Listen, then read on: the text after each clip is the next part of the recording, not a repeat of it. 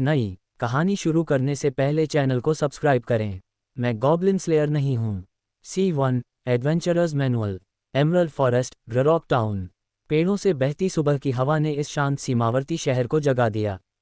डिंग लिंग लिंग, खिड़की के फ्रेम पर लटकी छोटी हवा की घंटी झूलती और टकराती, जिससे कुरकुरी आवाजें निकलतीं। गॉस अपनी तख्त की चारपाई पर बैठा था, अपने नीचे बिछी लिनन को दबा रहा था और मोटे कपड़े के नीचे पुआल की मोटी परत को महसूस कर रहा था। वह काफी देर तक चुप रहा। अतीत की यादों के टुकड़े उसके मन में उमड़ पड़े, एक युवा शिकारी की यादें जो दुनिया में अपनी जगह बनाने के लिए घर छोड़ गया था, और एक ताज़ा स्नातक कॉलेज छात्र की यादें जो अपनी पहली नौकरी शुरू कर रहा था, आपस में गुंथी हुई थीं, जिससे वह भ्रमित हो गया। मैं कौन हूँ? मैं कहाँ हूँ? क्या यह एक सपना है? जैसे पुष्टि करने के लिए वह उठा और खिड़की तक गया, बाहर झांकते हुए। सुबह की धुंध अभी पूरी तरह से छटी नहीं थी। व्यापारी गाड़ियां बलुआ पत्थर की सड़कों पर चरमरा रही थीं। महिलाएं अपनी दुकानों के बाहर सामान प्रदर्शन रैक पर सजाते हुए अपनी बाहों में मिट्टी के बर्तन लिए हुए थीं, और एक लोहार का शिष्य दरवाज़ा खोलकर "खुला है" का बोर्ड लटका रहा था। उसके सामने का दृश्य एक ऐसी सड़क का दृश्य था जो दूसरी दुनिया के माहौल से भरा हुआ था, जो उसके पिछले जीवन से बिल्कुल अलग था। सब कुछ उसे स्पष्ट रूप से बता रहा था, वह एक बिल्कुल नई दुनिया में आ गया था। गॉस खालीपन से घूरता रहा। अगर उसकी यादें सही थीं, तो ये दुनिया हर तरह की काल्पनिक, जादुई शक्तियों से भरी हुई लगती थी। गॉब्लिन, कोबोल्ड और कीचड़ राक्षसों से, जिनसे आम लोग भी मिल सकते थे, ड्रैगन और शैतानों तक जो पूरे राज्यों को धमकी देने में सक्षम थे, वे सभी वास्तविक थे, न कि केवल बार्डों द्वारा सुनाई जाने वाली काल्पनिक कहानियाँ। असंख्य राक्षसों के अलावा ऐसे पेशेवर भी थे जो जादू और युद्ध तकनीकों का उपयोग करते थे, जादूगर, जादूगरनी, योद्धा, ड्रूइड, रेंजर और बहुत कुछ। ये सोचते हुए गॉस का कुछ उदास दिल तेजी से धड़क उठा। हालांकि इस दुनिया में एक पेशेवर बनना साधारण लोगों के लिए आसान नहीं था, लेकिन वह खाली हाथ नहीं आया था। इस दुनिया में उसके साथ उसका सुनहरा हाथ भी आया था, एक जादुई किताब जो केवल उसके मन में मौजूद थी, adventurers manual. Status panel, monster encyclopedia map. इस किताब का उसके मन में आना गॉस को बहुत सुकून दे गया, जो अचानक खुद को दूसरी दुनिया में पा गया था। नाम: गॉस। शक्ति: 5 शारीरिक शक्ति, वहन क्षमता, विस्फोटक शक्ति आदि। फुर्ती: 5 शरीर का लचीलापन, गतिशील समन्वय। संविधान: 5 सहन शक्ति, शारीरिक फिटनेस, घाव ठीक होना, हृदय फुफ्फुसीय चयापचय। बुद्धिमत्ता: 6 स्मृति, सोच, मानसिक शक्ति। धारणा: 5 इंद्रियां, अंतर्ज्ञान, निर्णय। करिश्मा: 5 व्यवहार, आत्मीयता, दिखावट। कौशल: कोई नहीं। स्टेटस पैनल पेज ने उसके विभिन्न गुणों को दर्ज किया। बुद्धिमत्ता के 6 होने के अलावा बाकी सब 5 था। उसकी शारीरिक स्थिति पूरी तरह से औसत थी, 5 अंक शायद आम लोगों के लिए मानक का प्रतिनिधित्व करते थे। शायद बुद्धिमत्ता में 6 का संबंध उसके पारगमन से था। अपना सिर हिलाते हुए गॉस ने मॉन्स्टर एनसाइक्लोपीडिया की ओर ध्यान दिया। मॉन्स्टर एनसाइक्लोपीडिया ने खतरों के स्तर के अनुसार जीवों को वर्गीकृत किया: सामान्य, एलीट, अलौकिक, लॉर्ड, लेजेंडरी और। वर्तमान में वह केवल सामान्य अनुभाग देख सकता था। अगले पृष्ठ मजबूती से एक साथ चिपके हुए थे, जिन्हें खोलना असंभव था। यहाँ तक कि सामान्य अनुभाग भी धूसर बना हुआ था। किसी भी अंधेरे आइकन पर बेतरतीब ढंग से क्लिक करने पर एक संदेश आता: लक्ष्य अभी तक नहीं मारा गया है। संबंधित प्रविष्टि अनलॉक नहीं की जा सकती। नोट: एनसाइक्लोपीडिया की प्रगति को प्रति प्रजाति और समग्र रूप से ट्रैक किया जाता है। निर्दिष्ट मारे गए संख्या तक पहुंचने पर संबंधित चरण के पुरस्कारों का दावा किया जा सकता है। ऐसा लगा कि उसे मॉन्स्टर एनसाइक्लोपीडिया को पूरी तरह से अनलॉक करने और विभिन्न चरण पुरस्कार प्राप्त करने के लिए पहले राक्षसों को मारना होगा। गॉस ने विचारपूर्वक सिर हिलाया। इसके बाद उसने अंतिम टैब, मैप की जांच की। इस पर ध्यान केंद्रित करने पर उसके मन में जल्द ही एक नक्शा दिखाई दिया। केंद्र शायद उसका अपना स्थान, एक पत्थर के घर का एक साधारण आइकन का प्रतिनिधित्व करता था। इस इमारत का नाम बताओ। सोफिया इन, उसने चुपचाप दोहराया। इमारत का तुरंत नामकरण हो गया। नक्शे पर प्रकाशित क्षेत्र बहुत कम था, जो उसके तत्काल आसपास के क्षेत्र तक सीमित था। बाकी धुंध में घिरा हुआ था। सहज रूप से उसे लगा कि यह अन्वेषण की प्रगति से संबंधित है। अभी तक अपने कमरे से बाहर न निकलने के कारण वह स्वाभाविक रूप से नक्शे को भरने के लिए जानकारी इकट्ठा नहीं कर सका। जैसे जैसे वह अपने आसपास के अधिक क्षेत्रों का पता लगाएगा, नक्शा संभवतः अधिक क्षेत्रों को प्रकट करेगा। अपने सुनहरे हाथ के कार्यों की समीक्षा करने के बाद गॉस बहुत अधिक शांत महसूस कर रहा था। अपना सामान पैक करके वह नीचे चला गया। सोफिया, कृपया नाश्ता दो। पहली मंजिल भोजन क्षेत्र और फ्रंट डेस्क दोनों के रूप में कार्य करती थी, जिसमें कई गोल लकड़ी की मेजें खाली पड़ी थीं। यह इमारत, जिसे उसने अपने नक्शे पर सोफिया इन नाम दिया था, उसके पिछले जीवन के युवा छात्रावासों से अधिक मिलती जुलती थी। आवासीय घर जो उसके जैसे बेसहारा स्वतंत्र पेशेवरों को समायोजित करने के लिए परिवर्तित किए गए थे। किराए के विकल्पों में अल्पकालिक और मासिक शामिल थे। एक कमरे का किराया प्रति दिन 2 तांबे के सिक्के था, जिसमें 30 तांबे के सिक्कों की रियायती मासिक दर थी, सराय से कहीं सस्ता। इसके अतिरिक्त भुगतान के लिए मालिक सोफिया भोजन भी प्रदान करती थी। नाश्ते का किराया 1 तांबे का सिक्का था, जबकि दोपहर और रात के खाने जैसे उचित भोजन प्रत्येक 2 तांबे के सिक्के के थे। खाना सस्ता और पेट भरने वाला था, लेकिन किसी को भी बुनियादी पोषण से परे कुछ भी उम्मीद नहीं करनी चाहिए थी। मांस स्वाभाविक रूप से अनुपस्थित था। काला पाव, घर का बना अचार, जंगली सब्जियों का सूप, उबली हुई फलियां और दलिया का दलिया नियमित मेनू का हिस्सा थे। आती हूँ, एक सुंदर सुनहरे बालों वाली महिला ने जवाब दिया, जो फ्रंट डेस्क के पीछे से निकली। वह 30 के आसपास लग रही थी, फिर भी उसकी उम्र नहीं दिख रही थी, इसके बजाय परिपक्व आकर्षण बिखेर रही थी। आज सोए रहे, छोटे गॉस? हाँ, कल रात नींद नहीं आई। शिकार अब कम मिल रहा है, गॉस ने जवाब दिया, एक खाली मेज पर बैठते हुए। तुम्हें अभी भी आराम की ज़रूरत है।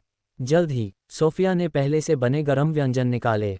आज का नाश्ता सब्जियों के स्टू के साथ काला पाव था। प्लेट में रखा काला पाव कटा हुआ था, जो चट्टान जैसा कठोर लग रहा था। सोफिया को रसोई में वापस जाते देख, गॉस ने एक टुकड़ा उठाया और उसे लकड़ी की प्लेट पर टैप किया, जिससे कुरकुरी खटखटाहट की आवाज़ निकली। क्या ये खाने योग्य भी था? उसने पत्थर जैसी वस्तु को संदेह से देखा, जिसमें छोटे छोटे लकड़ी के टुकड़े जड़े हुए थे। जो भी हो, याद किए गए तरीकों का पालन करते हुए उसने काले पाव को उबलते हुए सब्जियों के स्टू में डुबो दिया। थोड़ी देर बाद पाव नरम हो गया, शोरबा सोख लिया जब तक कि वह थोड़ा खाने योग्य नहीं लगने लगा। एक लकड़ी के चम्मच से एक टुकड़ा निकालकर उसने कुछ शोरबे के साथ खाया। कुछ बार चबाने के बाद उसने निगल लिया। भोजन ने उसके गले में एक चिपचिपा, घृणित सनसनी छोड़ी, जिसमें थोड़ी खरोंच वाली बेचैनी भी थी। होह, ये स्वाद, ये बनावट वास्तव में भयानक थी। अपने पिछले जीवन में एक साधारण कार्यालय कार्यकर्ता के रूप में भी उसका दैनिक भोजन इस दूसरी दुनिया के जीवन यापन के भोजन से कहीं बेहतर था। गॉस ने अपनी नई दुनिया में अपना पहला भोजन सुन्नता से समाप्त किया। सोफिया के बाहर सावधान रहना को नज़रअंदाज करते हुए वह बाहर निकला, अपनी दूसरी दुनिया की यात्रा पर सही ढंग से निकल पड़ा। उगता सूरज दूर पहाड़ों की चोटी पर चढ़ गया था। सुबह की रोशनी ग्रॉक टाउन की स्लेट की छतों पर फैल गई थी, क्योंकि यह वन किनारे की बस्ती जीवंत हो उठी थी। सड़कें लोगों से गुलजार थीं, व्यापारी खरीद बिक्री कर रहे थे, साहसी दिखने वाले लोगों के समूह, और सबसे अधिक संख्या में उसके मूल स्वयं जैसे स्वतंत्र पेशेवर। मूल गॉस एक अधपका शिकारी था, जो एमरल्ड फॉरेस्ट के बाहरी किनारों पर जाल बिछाकर जीवित रहता था। खरगोश या तीतर पकड़ने से प्रत्येक के 20 तांबे के सिक्के मिलते थे, क्योंकि यहाँ आम लोगों के लिए मांस अपेक्षाकृत महंगा था। लेकिन शिकार की सफलता किस्मत पर निर्भर करती थी।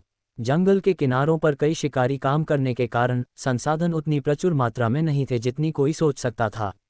अच्छे दिनों में गॉस 3 खरगोश पकड़ सकता था, जिससे उसे 50-60 तांबे के सिक्के मिलते थे। बुरे दौर में वह 4 या 5 दिन या उससे भी अधिक बिना किसी पकड़ के जा सकता था। सौभाग्य से जाल बिछाने के बाद वह वापसी यात्रा पर जंगली सब्जियां, फल और जड़ी बूटियां इकट्ठा कर सकता था, जिससे ये सुनिश्चित होता था कि वह कभी भी पूरी तरह खाली हाथ घर नहीं जाता था। कभी कभार के छोटे मोटे काम, गांव की उपज खरीदकर शहर में फिर से बेचना, ने जीवन यापन में मदद की। 1 साल पहले घर छोड़ने के बाद मूल गॉस ने विरासत में मिली जाल बनाने की कौशल और मितव्ययिता के माध्यम से थोड़ी सी रकम बचाई थी। 3 चांदी के सिक्के और 65 तांबे के सिक्के। उसका लक्ष्य शहर में एक घर खरीदना था। सबसे सस्ता 90 से अधिक चांदी के सिक्के का था, साथ ही चल रहे संपत्ति कर भी थे। इस दर पर अप्रत्याशित लाभ के बिना उसे एक घर खरीदने के लिए 30 और साल लगेंगे। हालांकि एक सीमावर्ती शहर ग्रॉक की एमरल्ड फॉरेस्ट से निकटता का मतलब साहसी और व्यापारियों की लगातार धारा थी, जिससे आम लोगों के लिए संपत्ति का स्वामित्व मुश्किल हो गया था। ठीक इसी कारण से मूल गॉस घर से मजबूर होकर यहाँ संपत्ति खरीदने का सपना देखता था, ताकि अपने परिवार को अपनी सफलता साबित कर सके। दुर्भाग्य, घर के लिए तुमने 1 साल में जो पैसे बचाए, मैं आज उन्हें खर्च करने वाला हूँ, गॉस ने सिर हिलाते हुए बुदबुदाया। आज वह शिकार पर नहीं जा रहा था। इसके बजाय उसने एक राक्षस को मारने की योजना बनाई, मॉन्स्टर एनसाइक्लोपीडिया को अनलॉक करने और ये देखने के लिए कि क्या पुरस्कार अवेटिंग थे। उसका फ्रीलांसर का अस्तित्व अब इस एडवेंचरर्स मैनुअल पर टिका था। मैं गॉब्लिन स्लेयर नहीं हूँ। C2 उपकरण खरीद। गॉस एक राक्षस को मारने के दृढ़ संकल्प के साथ निकला। हालांकि शहर में थोड़ी देर घूमने के बाद उसे एहसास हुआ कि यह उतना आसान नहीं था जितना उसने सोचा था। सबसे पहले, एक साधारण इंसान के स्तर के कमजोर व्यक्ति के रूप में उसका आदर्श लक्ष्य निश्चित रूप से कम स्तर के राक्षस थे जिनसे सामान्य लोग निपट सकते थे, अधिमानतः जो अकेले घूमते थे। यदि वह अनावश्यक यात्रा को कम कर सकता था और कुछ पास में पा सकता था तो वह सबसे अच्छा होगा। लेकिन चारों ओर जांच करने के बाद उसकी प्रारंभिक धारणा मूल रूप से असंभव थी। शहर के पास कम स्तर के राक्षसों के लिए कोई उपयुक्त निवास स्थान नहीं था। शहर के रक्षा बलों द्वारा लगातार सफाई अभियान और साहसी लोगों के लगातार आवागमन ने शहर के आसपास कई किलोमीटर के क्षेत्र को अच्छी तरह से साफ कर दिया था, जिससे ये काफी सुरक्षित हो गया था। इसलिए एक राक्षस को मारने के लिए उसके पास शहर के सीधे अधिकार क्षेत्र से बाहर निकलने और पास के एमरल्ड फॉरेस्ट के बाहरी किनारे पर अपनी किस्मत आजमाने के अलावा कोई विकल्प नहीं था। जाने से पहले उसने कुछ महंगे उपकरण खरीदने की तैयारी की जो उसने पहले कभी नहीं खरीदे थे। राक्षसों को मारने के लिए उचित कवच की कमी, भले ही उसका लक्ष्य एक कम स्तर का राक्षस हो जिसे साधारण लोग संभाल सकते थे, बहुत जोखिम भरा था। जीवन अनमोल है, इसलिए उसे अत्यधिक सावधानी बरतनी थी। सबसे अधिक ग्राहकों और व्यस्ततम व्यवसाय वाली कई दुकानों में से उसने अभी के लिए आवश्यक उपकरण खरीदे। एक छोटे गोल ओक के ढाल के लिए 50 तांबे के सिक्के, 30 सेंटीमीटर व्यास का, जिसमें धातु की पट्टियों से घिरा हुआ किनारा था। कई परतों के कपड़े और कपास की परत से बने कपड़े के कवच के एक सेट के लिए एक चांदी का सिक्का। बनावट काफी सख्त महसूस हुई और कई हमलों का सामना करना चाहिए। जड़ी बूटी की दुकान के मालिक से घर के बने लकवा मारने वाले जहर के एक हिस्से के लिए 20 तांबे के सिक्के। इसे हथियारों पर पहले से लगाया और सुखाया जा सकता था। दुकान के शिष्य के अनुसार लकवा मारने वाले जहर से लगने वाले राक्षसों की गति कुछ समय के लिए धीमी हो जाएगी। एक सामयिक हर्बल दवा के लिए 40 तांबे के सिक्के। घावों पर लगाने पर यह अस्थायी रूप से रक्तस्राव को रोक सकता था और चोट की प्रगति को धीमा कर सकता था। साधारण चिकित्सा आपूर्ति के लिए 30 तांबे के सिक्के। पट्टी बांधने के लिए लिनन का कपड़ा, लकड़ी के बोर्ड और पट्टियां। कुल मिलाकर कुल 2 चांदी के सिक्के और 40 तांबे के सिक्के थे। खरीदारी के इस दौर के बाद उसकी बचत एक चांदी का सिक्का और 25 तांबे के सिक्के रह गई।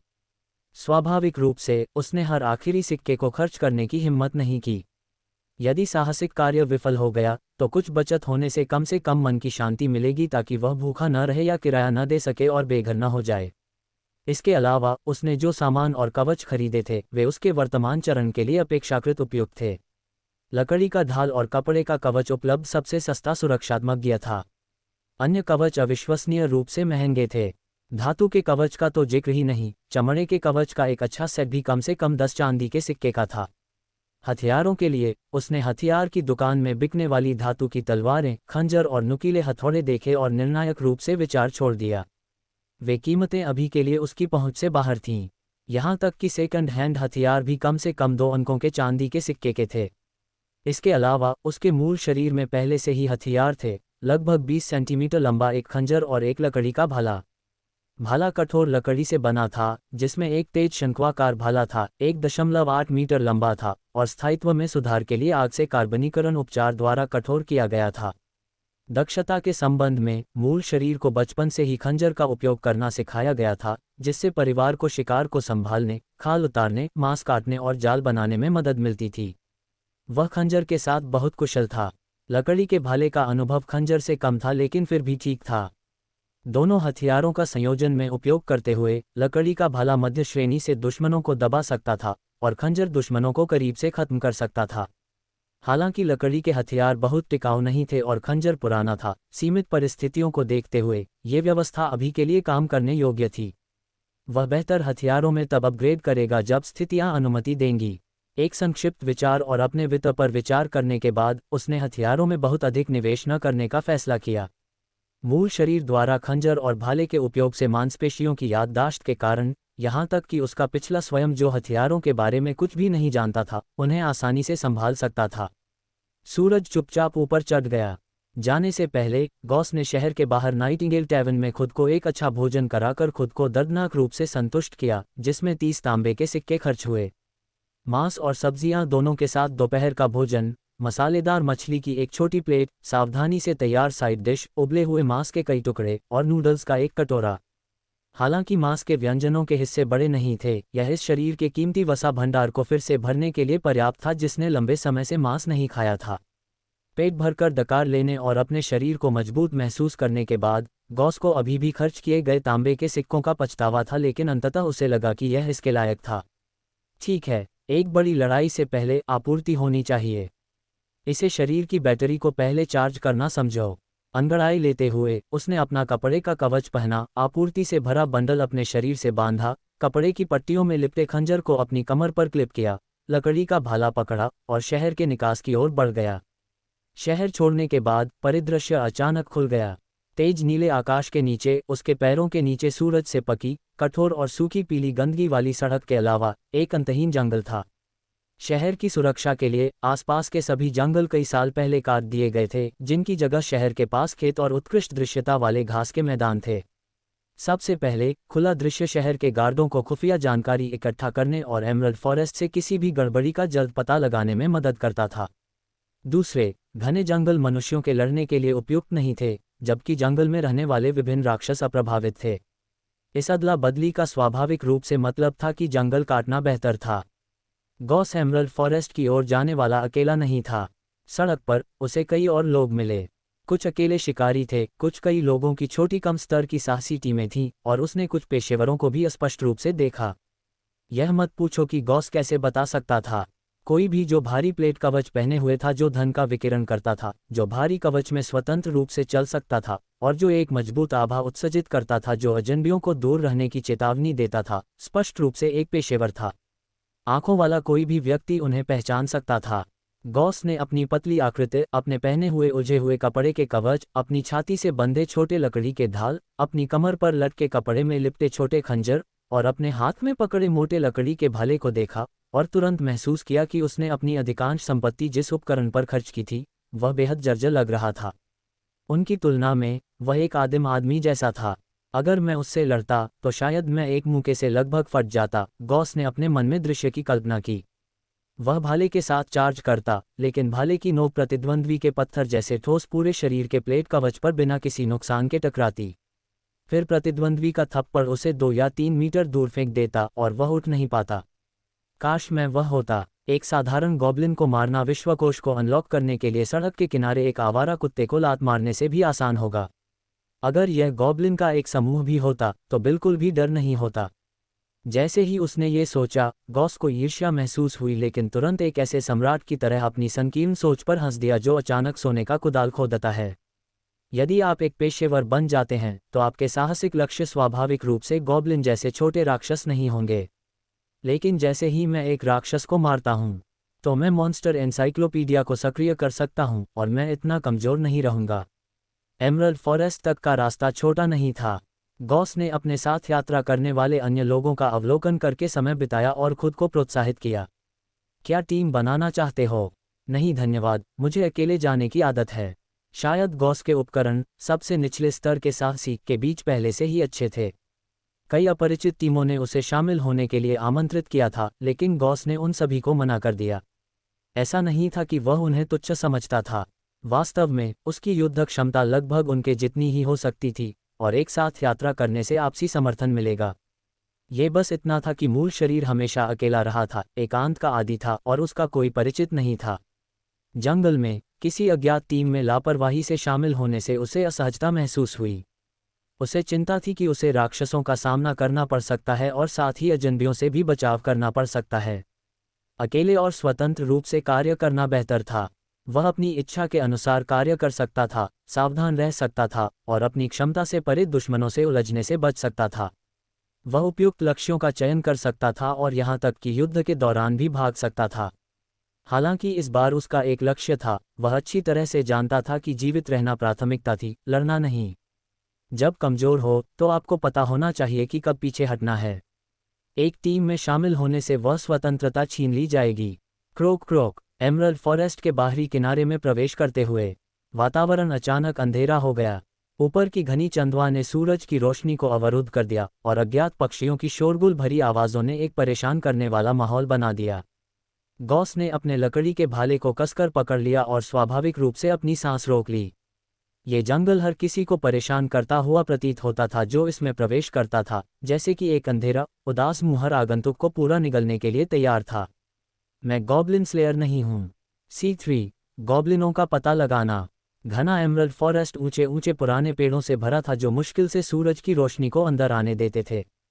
सर्द माहौल ने गॉस की रीढ़ में सिहरन पैदा कर दी, जिससे उसे अपनी पीठ में एक अजीब सी ठंडक महसूस हुई। एमरल्ड फॉरेस्ट में पहली बार आने वाले साधारण निम्न स्तरीय साहसी लोगों की तुलना में गॉस को वास्तव में एक प्राकृतिक लाभ प्राप्त था। जंगल के सबसे बाहरी क्षेत्रों में सक्रिय एक शिकारी के रूप में वह इस वातावरण से पूरी तरह से अपरिचित नहीं था। उसके पास कई परिचित शिकारगाह थे और उसने इन स्थानों तक मार्गदर्शन करने के लिए पूरे जंगल में निशान छोड़े थे। इसके अलावा अपने एडवेंचरर्स मैनुअल के मैप फंक्शन के साथ जो खोजे गए क्षेत्रों को प्रकाशित करता था, उसे शुरुआती साहसी लोगों को परेशान करने वाले पहले छिपे हुए खतरे खो जाने का सामना नहीं करना पड़ेगा। वास्तव में सीधे हमला करने वाले राक्षसों की तुलना में यह विशाल असीम जंगल ही सबसे बड़ा संभावित खतरा था। अभेद्य पेड़ और नीरस दृश्यों ने आम लोगों के लिए अपनी जगह का निर्धारण करना असंभव बना दिया। अकेले मानव सभ्यता की ओर ले जाने वाले मुख्य वन पथों पर वापस जाने का रास्ता खोजना तो दूर की बात थी। हर साल इस जंगल में अनगिनत नौसिखिया साहसी अपनी जान गंवा देते थे। गॉस खुद अपनी शिकार यात्राओं के दौरान कई बार मानव अवशेषों पर ठोकर खा चुका था। दुर्भाग्य से सभी कपड़े और उपकरण गायब हो गए थे। शायद जंगल के मूल निवासियों विभिन्न राक्षसों द्वारा लूट लिए गए थे। यदि उन जीवों का अस्तित्व न होता तो गॉस शायद मृत साहसी लोगों के सामान लूटकर ही घर खरीदने का अपना सपना पूरा कर लेता। जब ये विचार उसके मन में चल रहे थे, गॉस ने एक स्थिर गति बनाए रखी। मूल मालिक की यादों और ओक के तनों पर उकेरे गए निशानों दोनों का पालन करते हुए वह एक शायद ही कभी देखी जाने वाली शिकारगाह पर पहुंचा। यहाँ निश्चित रूप से गॉब्लिन थे, हालांकि शायद बड़ी संख्या में नहीं। गॉस यहाँ पहले लगभग 1 महीने पुरानी प्रासंगिक खुफिया जानकारी के आधार पर आया था, जो अभी भी उपयोगी होने के लिए पर्याप्त हालिया थी।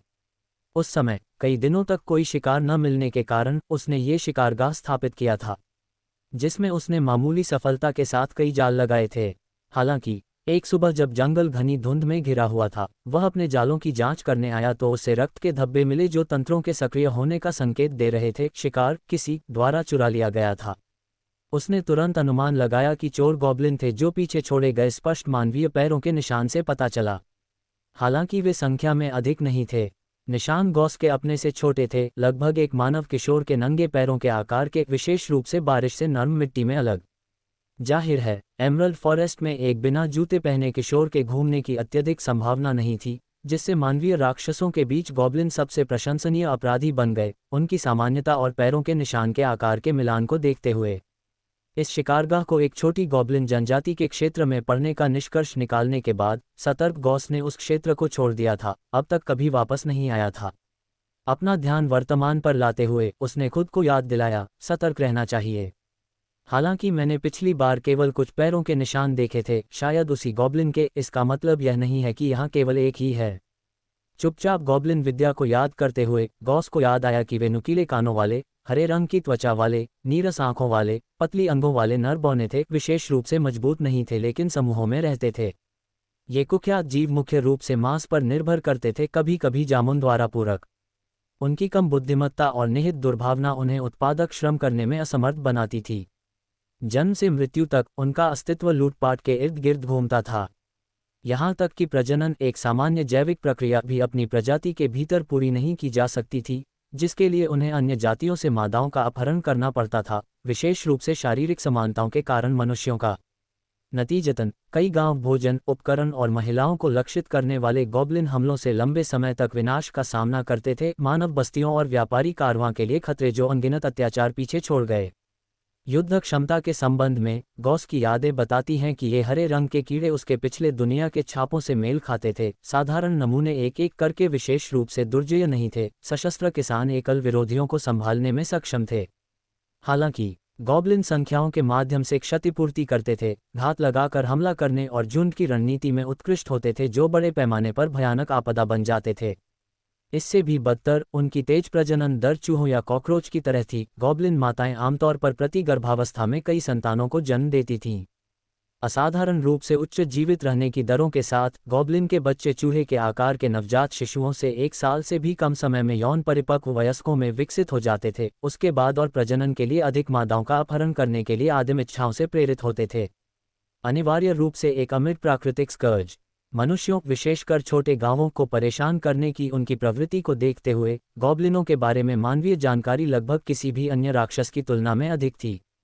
यहाँ तक कि अनपढ़ गांव के बच्चे भी उनकी कई विशेषताओं का सटीक वर्णन कर सकते थे। गॉब्लिन, तुम मेरे पहले लक्ष्य होगे। न तो गॉस का मूल स्वयं और न ही उसकी आधुनिक शिक्षित चेतना इन जीवों के लिए कोई दया दिखा सकती थी।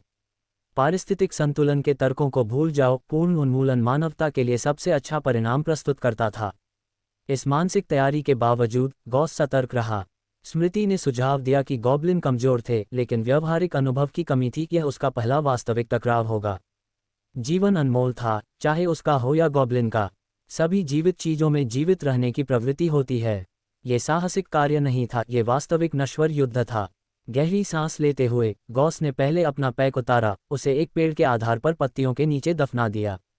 उसके लकड़ी के भाले की नोक पर पहले से ही दोपहर में लगाया गया लकवा मारने वाला जहर लगा हुआ था। उसने जानबूझकर हर्बल मिश्रण को सुखाने के लिए एक खिड़की से सूरज की रोशनी में रखा था, जिससे पहले काली नोक अब ऑमनसली हरी चमक रही थी। उसने इस सस्ते जहर की प्रभावशीलता पर ज्यादा उम्मीद नहीं की थी। आपको उतना ही मिलता है जितना आप भुगतान करते हैं। ये थोड़ी मदद कर सकता है, लेकिन तत्काल परिणाम नहीं देगा।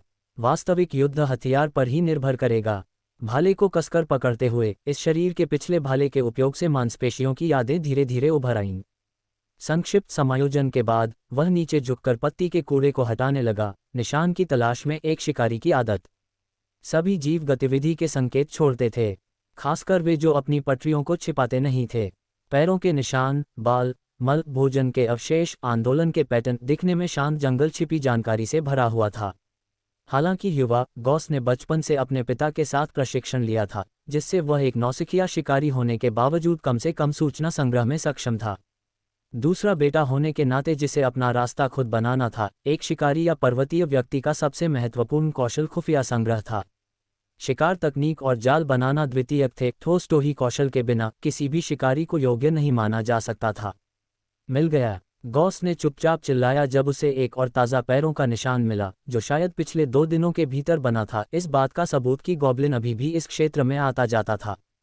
शायद मेरे शिकार को चुराने से ऐसा प्रभाव पड़ा कि वह बार बार लौटता रहता है, और आसान शिकार की उम्मीद में। गॉस को लगा कि उसने सही अनुमान लगाया है। इस सुराग का पालन करते हुए गॉस ने आसपास के क्षेत्र की सावधानीपूर्वक तलाश की। जल्द ही और पैरों के निशान और मल पाया। इन सूक्ष्म सुरागों ने धीरे धीरे उसे जंगल में गहराई तक पहुंचाया, जब तक कि उसकी शिकारगाह से ज्यादा दूर नहीं वह एक छोटे तालाब तक पहुंच गया। झाड़ियों को सावधानी से हटाते हुए उसकी नज़र लक्ष्य पर पड़ी। एक हरे रंग का प्राणी आराम से घुटने तक की चट्टान पर बैठा था, अपने पत्थर के हथियार एक क्रूर भाला को तेज कर रहा था। गॉब्लिन, तुम्हें ढूंढ लिया। अपनी सांस रोककर गॉस की आंखें अपने छिपने की जगह से चमक उठीं। उसके लिए ये सिर्फ एक गॉब्लिन नहीं था, यह उसके दूसरी दुनिया के करियर पथ का शुरुआती बिंदु था। मैं गॉब्लिन स्लेयर नहीं हूँ। C4, एक गॉब्लिन की जान गई। गॉस ने तुरंत कार्रवाई नहीं की। इसके बजाय उसने पहले अपने कान खड़े किए और सतर्क आंखों से अपने आसपास का सावधानीपूर्वक निरीक्षण किया। तालाब के किनारे जिस चट्टान पर गॉब्लिन बैठा था, उसके अलावा कोई अन्य बाधा नहीं थी। सीधे टकराव के लिए एक खुला इलाका एकदम सही था। एक बार जब वह वर्तमान झाड़ियों को छोड़ देता तो लगभग 10 मीटर की दूरी उसे सूरज की रोशनी में उजागर कर देती। 10 मीटर करीब लगता था, लेकिन अगर वह शोर मचाते हुए दौड़ता तो गॉब्लिन को प्रतिक्रिया करने के लिए पर्याप्त समय मिल जाता। इसलिए उसे उसके पीछे घूमना पड़ा और आश्चर्यजनक हमले के लिए चुपचाप दूरी कम करनी पड़ी। समय महत्वपूर्ण था। उसे तब हमला करना था जब गॉब्लिन अपना हथियार तेज कर रहा हो। और भी बेहतर होता अगर वह उसे हथियार पकड़ने और रुख अपनाने से रोक पाता। एक अनजान लक्ष्य पर तैयार हमला, निहत्थे के खिलाफ सशस्त्र, साथ ही उसका प्राकृतिक आकार का लाभ। लड़ाई पूरी तरह से एक तरफा होनी चाहिए। गॉस का दिमाग तेजी से चला। एक बार योजना तय हो जाने के बाद उसने कोई हिचकिचाहट नहीं की। नीचे झुककर उसने शोर को कम करने के लिए धीरे धीरे चलना शुरू किया। धीरे धीरे वह गॉब्लिन के ठीक पीछे की स्थिति में आ गया। अब स्थिति में उसने लकड़ी के भाले पर अपनी पकड़ कस ली। चाहे घबराहट से हो या उत्तेजना से, उसके हाथ कांपने लगे। उसने मुश्किल से निगल लिया, पास की चट्टान पर बैठे गॉब्लिन को घूर रहा था। छोटा हरा प्राणी उसकी पीठ के बल था, अपने पैरों को खुजला रहा था, जबकि अनमने ढंग से अपने पत्थर के भाले को घिस रहा था, पूरी तरह से आराम से। जल्द ही उसका लकड़ी का भाला उसकी जान ले लेगा। गॉस ने गहरी सांस ली। अपने पिछले जीवन में गलती से चींटियों या कीड़ों पर पैर रखने के अलावा उसने कभी भी सक्रिय रूप से कुछ भी नहीं मारा था। अब वह एक जीवित प्राणी की जान लेने वाला था, उसे कुछ मानसिक तैयारी की जरूरत थी। इसके अलावा गॉब्लिन ऐसे राक्षस थे जो कुछ हद तक मनुष्यों से मिलते जुलते थे, जिससे नैतिक बोझ और भी बढ़ गया था। लेकिन ये सच में मरने लायक था। गॉस ने अपनी आंखें बंद कर लीं। जिस क्षण उसने गॉब्लिन को देखा, बचपन की एक याद उसके दिमाग में एक प्रतिवर्त की तरह उभरी। जब मूल मेजबान बच्चा था तो 20 से अधिक गॉब्लिनों ने उसके गांव पर हमला किया था।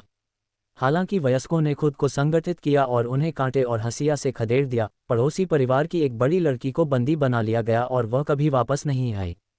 उसका भाग्य बताने की जरूरत नहीं थी, और यह सिर्फ एक घटना थी जिसका मूल मेजबान ने व्यक्तिगत रूप से अनुभव किया था।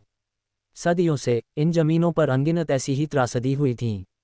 जब गॉस ने अपनी आंखें फिर से खोलीं तो सारी हिचकिचाहट गायब हो चुकी थी। उसने अपने दाहिने अंगूठे के नाखून को अपनी तर्जनी के पो पर जोर से दबाया। तेज दर्द ने उसके कांपते हाथ को स्थिर कर दिया। अपनी सांस रोककर वह हल्के और धीरे धीरे कदम बढ़ाता हुआ अर्ध झुकी हुई अवस्था में झाड़ियों से निकला। बाएं हाथ में ढाल पकड़े, दाएं हाथ में भाला। अब जंगल में पक्षियों के चहचहाने और कीड़ों के गुनगुनाने के अलावा कोई और आवाज नहीं थी। यहाँ तक कि हवा भी थम गई थी। तालाब की सतह बिल्कुल शांत थी। गॉस तब रुका जब वह गॉब्लिन से लगभग 3 मीटर दूर था, इतना करीब कि हरे रंग की त्वचा की परतों में मोटे बाल और उसकी सांस लेने से मांसपेशियों की हलचल देख सके। धीरे धीरे उठते हुए उसने अपने बचपन में मूर्तियों का खेल खेलने की तरह अपनी चालों को नियंत्रित किया, जिससे रक्त फिर से सुचारू रूप से प्रवाहित हो सके। एक बार जब कठोरता दूर हो गई, उसने गहरी सांस ली, फिर अचानक वार किया। एक बड़ा कदम आगे। उसका पैर जमीन पर जोर से पड़ा, पलटाव ने उसे आगे बढ़ाया। 2 तेज कदमों में वह चट्टान पर कूद गया। गॉब्लिन अपने भाले को तेज करने में तल्लीन था, अचानक शोर से चौंक गया। इंस्टिंक्टिवली उस पत्थर के भाले को पकड़ने के लिए पहुंचा जिसे वह घिस रहा था। लेकिन गॉस पूरी तरह से तैयार था, उसे वह मौका नहीं देगा। उसका दाहिना पैर जोर से नीचे पड़ा, उसका पूरा वजन भाले के लकड़ी के हत्थे पर था। गॉब्लिन ने खाली हवा पकड़ी, फिर निराशा से फिर से पहुंचा। उसी क्षण गॉस ने अपना लकड़ी का भाला मारा। गॉब्लिन ने ठीक समय पर मुड़कर बचा लिया, लेकिन नुकीली नोक अभी भी शक की आवाज के साथ उसकी कमर को छू गई। गॉब्लिन को लड़खड़ाते हुए वापस जाते हुए देखकर अभी भी पत्थर के भाले को देख रहा था। गॉस ने भाले को लात मारी। वह कई मीटर दूर उड़ गया। अब अपना हथियार वापस पाने के लिए गॉब्लिन को उसके पास से गुजरना होगा, लेकिन वह इसकी अनुमति नहीं देगा। निहत्थे गॉब्लिन का सामना करते हुए उसने सावधानी से 2 कदम आगे बढ़ाए और फिर से वार किया। मौत के खतरे में गॉब्लिन ने अपने छोटे आकार के कारण बाल बाल बचा लिया, यहाँ तक कि भाले के पलटाव का फायदा उठाकर करीब आ गया। गॉस का दिल तेजी से धड़क रहा था, लेकिन उसके हाथ तेजी से चले। इंस्टिंक्टिवली अपने बाएं हाथ में छोटे गोल ढाल से वार करते हुए प्राणी को गिरा दिया। ग्या बड़ी ढाल की सतह से बचना असंभव था। गॉब्लिन उड़ गया। कुछ ही देर बाद लड़खड़ाते हुए उठा। उसकी घायल कमर उसे जंगली तरह से चीखने पर मजबूर कर रही थी। उसकी आंखों के ठीक सामने नुकीले दांत और बदबूदार लार के छींटों ने गॉस की पुतलियों को अनियंत्रित रूप से सिकुड़ दिया। यहाँ तक कि निहत्थे भी गॉब्लिन ने अपने नुकीले पंजों से वार किया। वे ग्रे पंजे मांस की तलाश में थे। फिर गॉस का भाला आगे बढ़ा। इस बार गॉब्लिन बच नहीं पाया। त्वचा से हल्के प्रतिरोध के बाद भाले की नोक उसके शरीर में घुस गई। चमकीला लाल रक्त तरल पारे की तरह घाव से बह निकला। तुरंत गॉस के हाथ और कपड़े लाल हो गए।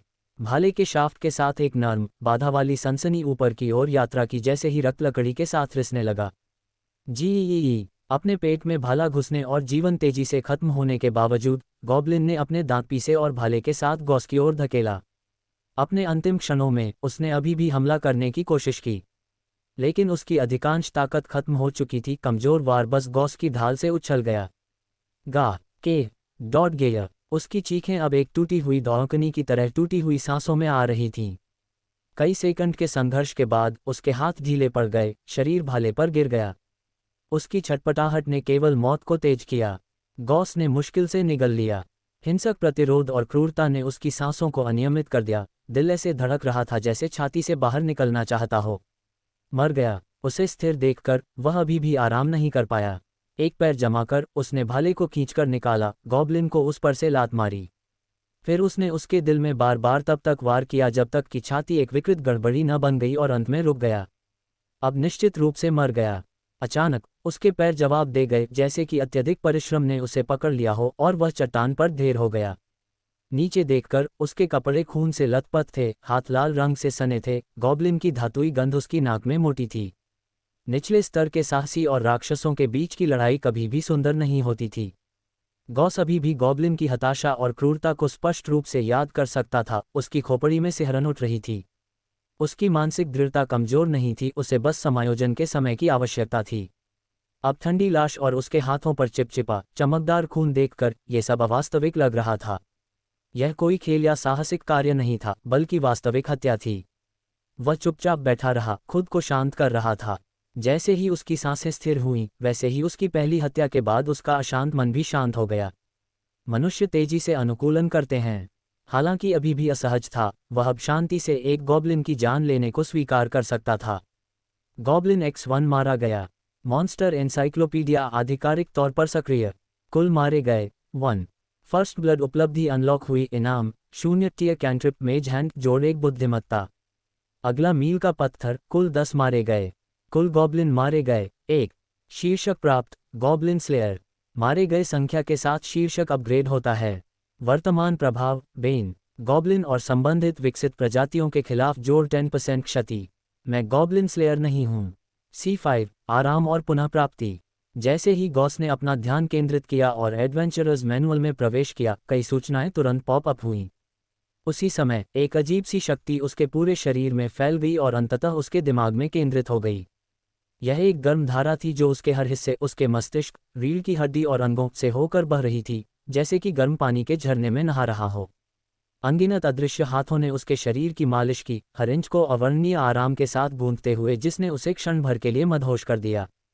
उसका दिमाग लगातार बज रहा था। जब उसने अपनी आंखें खोलीं, तो दुनिया अचानक उज्ज्वल और स्पष्ट लगने लगी, जैसे उसके चेतना को ढके हुए एक पर्दा उठा दिया गया हो। एक विशेष ऊर्जा भी उसके मन में अंकित हो गई थी। यह एक जादू था जिसे मेज हैंड कहा जाता था। एक संक्षिप्त लेकिन तीव्र युद्ध का अनुभव करने के बाद उसके शरीर और दिमाग में अभी भी कुछ थकान थी, लेकिन इस शुद्धि की लहर के बाद उसकी जीवन शक्ति पूरी तरह से बहाल हो गई थी। नाम गॉस। शक्ति 5 शारीरिक शक्ति, वहन क्षमता, विस्फोटक शक्ति आदि। फुर्ती 5 शरीर का लचीलापन, गतिशील समन्वय। संविधान 5 सहन शक्ति, शारीरिक सहन शक्ति, घाव ठीक होना, हृदय फुफ्फुसीय चयापचय। बुद्धिमत्ता 7 स्मृति, सोच, मानसिक ऊर्जा। धारणा 5 इंद्रियां, अंतर्ज्ञान, निर्णय। करिश्मा 5 उपस्थिति, आत्मीयता, दिखावट। कौशल 0 टियर कैंट्रिप मेज हैंड लव 1110। गॉस ने अपने मैनुअल के गुणों में बदलाव की जांच की। उसकी बुद्धिमत्ता, जो मूल रूप से 6 थी, अब बढ़कर अग्रणी 7 अंक हो गई थी। इस वृद्धि का सबसे तात्कालिक लाभ यह था कि उसके पूर्व स्व की खंडित यादें, जिन्हें दिन भर में कभी कभी याद करने की आवश्यकता होती थी, अब तुरंत पूरी तरह से अवशोषित और व्यवस्थित हो गई थीं। गॉस ने महसूस किया कि उसकी स्मृति कभी इतनी तेज नहीं थी। हालांकि ये बुद्धिमत्ता शायद उसके पिछले जीवन के IQ के पूरी तरह से बराबर नहीं थी। हालांकि उसे वृद्धि के बाद थोड़ा तेज महसूस हुआ, परिवर्तन नाटकीय नहीं था। स्मृति और मानसिक ऊर्जा में अधिक वृद्धि हुई थी और उसके भीतर प्रवाहित होने वाला मंद, नवजात जादू। हाँ, अब उसके अंदर एक रोमांचक, रहस्यमय शक्ति घूम रही थी। नवजात जादू अभी भी कमजोर था, लेकिन अकाट्य रूप से वास्तविक था, जैसे एक बच्चा जो अभी अभी एक नए घर में आया है, हर कमरे में उत्साहित होकर दौड़ रहा है। नवप्राप्त मेज हैंड जादू के साथ वह अब जादू का अभ्यास शुरू कर सकता था। हालांकि वर्तमान परिस्थितियों को देखते हुए आदर्श नहीं थे, उसने क्षणभंगुर विचार को खारिज कर दिया। मॉन्स्टर एनसाइक्लोपीडिया के मुख्य उद्देश्य अब स्पष्ट थे। पहला, मारे गए राक्षसों की कुल संख्या। एक बार जब वह निश्चित मील के पत्थर तक पहुंच जाता तो उसे पुरस्कार मिलेंगे। अगली सीमा 10 हत्याएं थीं। दूसरा, पर्याप्त संख्या में एक विशिष्ट प्रकार के राक्षस को मारने से भी तदनुसार पुरस्कार मिलेंगे। अपने शरीर और मैनुअल में बदलाव का आकलन करने के बाद उसने अपना ध्यान वापस वास्तविकता पर केंद्रित किया। गॉब्लिन पूरी तरह से मर चुका था। अब लूटने का समय था। उसने पहले से लात मारी हुई पत्थर की भाला वापस ले ली, उसे अपने हाथ में तौल कर देखा। आश्चर्यजनक रूप से धातु न होने के बावजूद यह उम्मीद से अधिक मजबूत थी। इसे ले लो। उसकी नज़र गॉब्लिन पर पड़ी। उसके निचले शरीर को ढकने वाली एक छोटी फटी हुई लंगोट के अलावा उसने कुछ भी नहीं पहना था और कपड़े का वह टुकड़ा भी एक तेज बदबूदार गंध दे रहा था। एक पल की हिचकिचाहट के बाद गॉस ने इसे न लेने का फैसला किया। वैसे भी यह शायद ज़्यादा में नहीं बिकता, इसलिए उसने इसे शव के लिए अंतिम आवरण के रूप में छोड़ दिया। गॉब्लिन के शरीर का खुद का बहुत कम मूल्य था।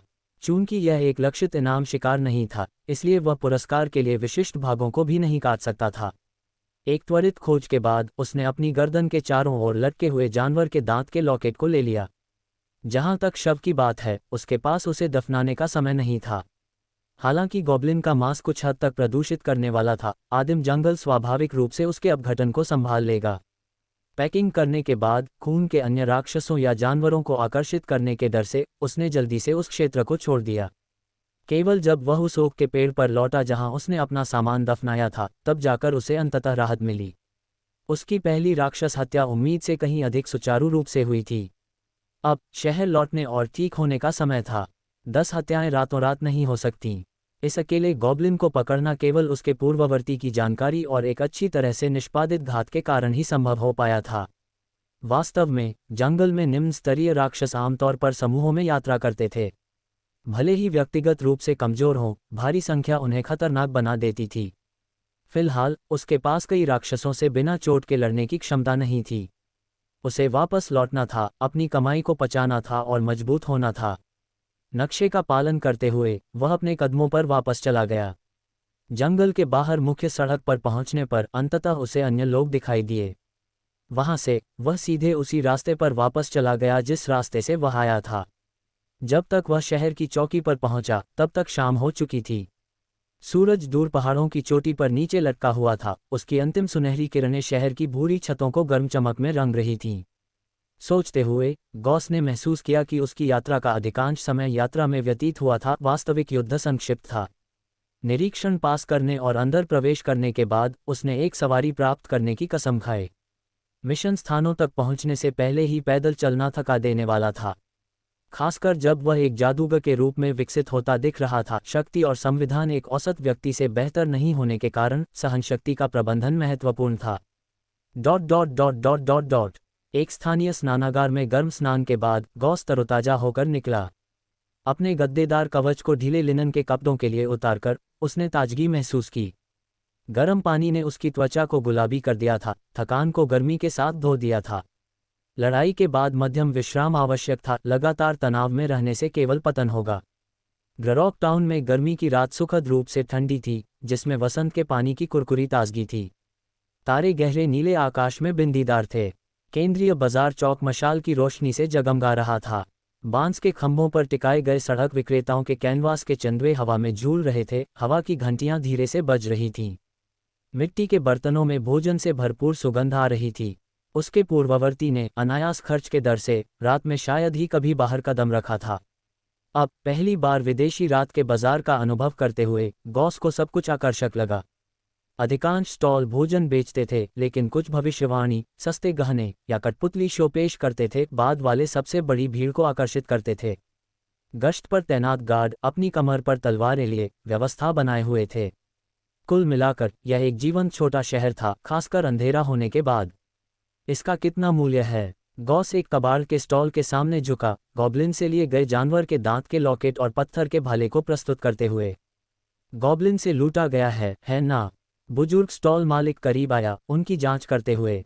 हालांकि सवाल के रूप में कहा गया था, उसके लहजे से निश्चितता का पता चलता था। स्पष्ट रूप से उसने पहले भी ऐसे आदिम गहनों को संभाला था। हाँ, आज दोपहर एमरल्ड फॉरेस्ट में एक को मारा और ये ले लिया। मैं भाला छोड़ देता हूँ, लेकिन मैं लॉकेट के लिए तुम्हें 70 तांबे के सिक्के दूंगा। ज़्यादा ग्राहक इस बर्बर शैली के लिए नहीं जाते हैं, और ये गहने दुर्लभ नहीं हैं। मैं ये पेशकश केवल इसलिए कर रहा हूँ क्योंकि भेड़िया दांत की कारीगरी अच्छी है। गॉस की हिचकिचाहट देखकर उसने जोड़ा, ये बाजार दर है। पूछ लो, अन्य दुकानों में ज़्यादा फर्क नहीं होगा। गॉस ज़्यादातर संतुष्ट था। एक दांत के लॉकेट के लिए 70 तांबे उसके पिछले बचत का लगभग 5वां हिस्सा था। फिर भी बाजार की कीमतों से अपरिचित उसने सबसे ऊंची बोली लगाने वाले को बेचने से पहले प्रस्तावों की तुलना करने का फैसला किया। हर अतिरिक्त तांबे का महत्व था और इसमें ज़्यादा समय नहीं लगेगा। साहसी लोगों के लिए पैसा महत्वपूर्ण था। उपकरण, हथियार, औषधि, प्रशिक्षण, कौशल। पर्याप्त सिक्कों के साथ कुछ भी प्राप्त किया जा सकता था। खुद को पूरी तरह से हथियारबंद करने का मतलब निम्न स्तरीय राक्षसों के खिलाफ बेहतर जीवित रहने की संभावना थी। पास के स्टॉलों और दुकानों की जांच करने के बाद उसने पुष्टि की कि बूढ़े आदमी ने झूठ नहीं बोला था। अन्य प्रस्ताव भी लगभग उसी सीमा के आसपास थे। अंत में गॉस ने अपनी ट्रॉफी 78 तांबे के सिक्कों में बेच दी। मैं गॉब्लिन स्लेयर नहीं हूं। C6 मेज हैंड। अगली सुबह शहर में पहली घंटी बजने से पहले ही गॉस उठ चुका था। अपने बिस्तर पर पालथी मारकर बैठे हुए गंभीर मुद्रा में वह पूरी एकाग्रता से ध्यान केंद्रित कर रहा था। मेज हैंड। नया सीखा गया शून्य कैंट्रिप सीखना आसान नहीं था। जागने के बाद 1 घंटे से अधिक समय तक लगातार प्रयासों के बाद उसे बार बार असफलताओं का ही सामना करना पड़ा था। शायद लगातार अभ्यास से अर्जित अनुभव के माध्यम से, या शायद सिर्फ किस्मत के एक झोंके से, गॉस आखिरकार कई असफल प्रयासों के बाद जादू कास्ट करने में सफल रहा। सफल जादू कास्टिंग का क्षण चमत्कारी लगा, मानो उसकी चेतना ने सही कमांड अनुक्रम इनपुट किया हो। उसके शरीर के भीतर की जादुई ऊर्जा विशिष्ट मार्गों के साथ बहने लगी, आपस में गुंथी हुई और अजीब जादुई कंपन छोड़ रही थी। ये अजीब दोलन उसके शरीर से आगे बढ़े, तेजी से उसके सामने बुने गए जब तक कि वे एक अमूर्त प्रेतवाधित हाथ में जम नहीं गए। सफलता। अपनी पुआल की चारपाई पर बैठे हुए गॉस ने अपने सामने अदृश्य प्रेतवाधित हाथ की उपस्थिति महसूस की। उसके होंठ ऊपर की ओर मुड़ गए। केंद्रित इच्छाशक्ति के साथ उसने मेज हैंड को कमरे में चारों ओर तैरने के लिए निर्देशित किया। अमूर्त हाथ ने मेज पर एक खंजर पकड़ा, जिससे वह अस्थिर रूप से हिलने लगा क्योंकि वह धीरे धीरे ऊपर उठ रहा था। उत्साह और अवर्णनीय उपलब्धि की एक लहर गॉस के दिल में भर गई। वह वास्तव में वास्तविक जादू कास्ट करने में सफल रहा था। ये वास्तविक जादू टोना था, उस तरह की काल्पनिक शक्ति जो उसके पिछले जीवन में केवल कल्पना और फिल्मों में मौजूद थी। इस रहस्योद्घाटन ने उसे तब भी कम चौंकाया नहीं जब उसने पहली बार पता चला कि वह दूसरी दुनिया में स्थानांतरित हो गया है। दुर्भाग्य से, इससे पहले कि वह मेज हैंड के साथ और प्रयोग कर पाता, हवा में प्रेतवाहित हाथ अचानक पॉप की आवाज के साथ गायब हो गया। कपड़े में लिपटा खंजर धड़ाम से मेज पर गिर गया। जाहिर है अभी पर्याप्त कुशल नहीं हूं, गॉस बुदबुदाया, और अभ्यास की जरूरत है। मेज हैंड लव 1 2/10। ये देखकर कि कौशल दक्षता एक बिंदु बढ़ गई थी, गॉस को इस मूर्त प्रगति से प्रेरणा मिली। उसने पूरी सुबह अपने कमरे में अभ्यास करते हुए बिताए और बाहर कदम भी नहीं रखा। अधिकांश प्रयास अभी भी असफल रहे। शायद ही आश्चर्यजनक हो, क्योंकि हर बार सफल कास्टिंग असंभव होती, क्योंकि उसके नवजात जादुई ऊर्जा भंडार इतने लंबे समय तक निरंतर जादू कास्टिंग को बनाए नहीं रख सकते थे, भले ही शून्य कैंट्रिप सभी मंत्रों में सबसे कम जादुई ऊर्जा गहन हो। सौभाग्य से उसका अभ्यास प्रभावी साबित हुआ, संभवतः उसके साथ बुद्धिमत्ता अंकों की मदद से। लगभग दोपहर तक अपनी जादुई ऊर्जा को पूरी तरह से खत्म करने से ठीक पहले वह सापेक्ष दक्षता के साथ मेज हैंड को कास्ट कर सकता था। आधे दिन में बिना किसी अन्य अभ्यासकर्ता के संदर्भ बिंदुओं के पूरी तरह से नौसिखिए से सक्षम जादूगर बनने तक गॉस यह अनुमान नहीं लगा सका कि उसकी प्रगति तेज थी या धीमी। वैसे भी केवल मंत्रों को कास्ट करने में सक्षम होना उसे संतुष्ट करता था। जैसे ही उसने अपने जूते पहने, उसके पेट से एक खाली गड़गड़ाहट निकली। उसे भूख लगी थी। क्लक क्लक, उसके लकड़ी के सोल वाले जूते सीढ़ियों पर चरमराए। सोफिया, जो फ्रंट डेस्क पहुंच रही थी, आवाज सुनकर स्वाभाविक रूप से ऊपर देखने लगी। उसे ये देखकर स्पष्ट आश्चर्य हुआ कि कौन नीचे उतर रहा था। काले बालों और पन्ना हरी आंखों वाला पतला व्यक्ति जो आज विशेष रूप से चमकीला दिख रहा था, सामान्य से अधिक चमकीला और अधिक उत्साही गॉस था, जिसे वह जानती थी कि सबसे मेहनती लंबे समय तक रहने वाले मेहमानों में से एक था। वह कुछ अलग लग रहा था। सोफिया ने उसे देखा लेकिन ये ठीक से नहीं बता सकी कि क्या बदला था। कुछ हुआ क्या, उसने निजी तौर पर सोचा। ये पहली बार था जब उसने गॉस को दोपहर में देखा था, सामान्यतः वह भोर से पहले ही चला जाता था। हालांकि मेहमानों के मामलों में दखल न देने के अपने सिद्धांत का पालन करते हुए उसने अपनी जिज्ञासा को दबा दिया और पूछताछ नहीं की। सोफिया, कृपया दोपहर का भोजन लाओ। दरअसल 2 हिस्से बना दो। हालांकि सराय के भोजन के आदी नहीं थे, उसके सीमित धन ने गॉस को कुछ और करने का बहुत कम विकल्प दिया था। उसे अब वास्तव में भूख लगी थी, शायद इसलिए कि उसके शरीर को खर्च की गई जादुई ऊर्जा को फिर से भरने की जरूरत थी। 2 हिस्से। खैर, वैसे भी हमारे पास दोपहर के भोजन की लगभग कमी है। मैं तुम्हें सब कुछ बचा हुआ लाऊंगी, अतिरिक्त को मेरी ओर से समझो। बहुत बहुत धन्यवाद। सोफिया ने उसके धन्यवाद को हाथ से ही हटा दिया और जल्द ही रसोई से एक ट्रे के साथ निकली। आज के दोपहर के भोजन में ओटमील दलिया, उबली हुई फलियां और मसालेदार चुकंदर शामिल था। शायद कल की ईंट जैसे काले पाव जिसमें लकड़ी के टुकड़े लगे हुए थे ने उसकी उम्मीदों को कम कर दिया था, क्योंकि इस भोजन का स्वाद आश्चर्यजनक रूप से अच्छा था। चुकंदर एक खट्टी चटनी में ठंडा मसालेदार, एक अनूठा फलदार स्वाद और बनावट प्रदान करता था। कई दिन इसी तरह बीत गए। इस अवधि के दौरान गॉस ने शहर के पास अपने मेज हैंड जादू का अभ्यास किया। जब उसकी जादुई ऊर्जा कम हो जाती थी तो हथियार अभ्यास में बदल जाता था। लगातार प्रशिक्षण ने उसके जादू की दक्षता में तेजी से सुधार किया। मेज हैंड लव टू 1020। अपने स्टेटस पैनल का सर्वेक्षण करते हुए गॉस ने संतोषजनक ढंग से सिर हिलाया। कई दिनों के अभ्यास ने उसकी मेज हैंड की दक्षता को मध्य स्तर 2 तक पहुंचा दिया था।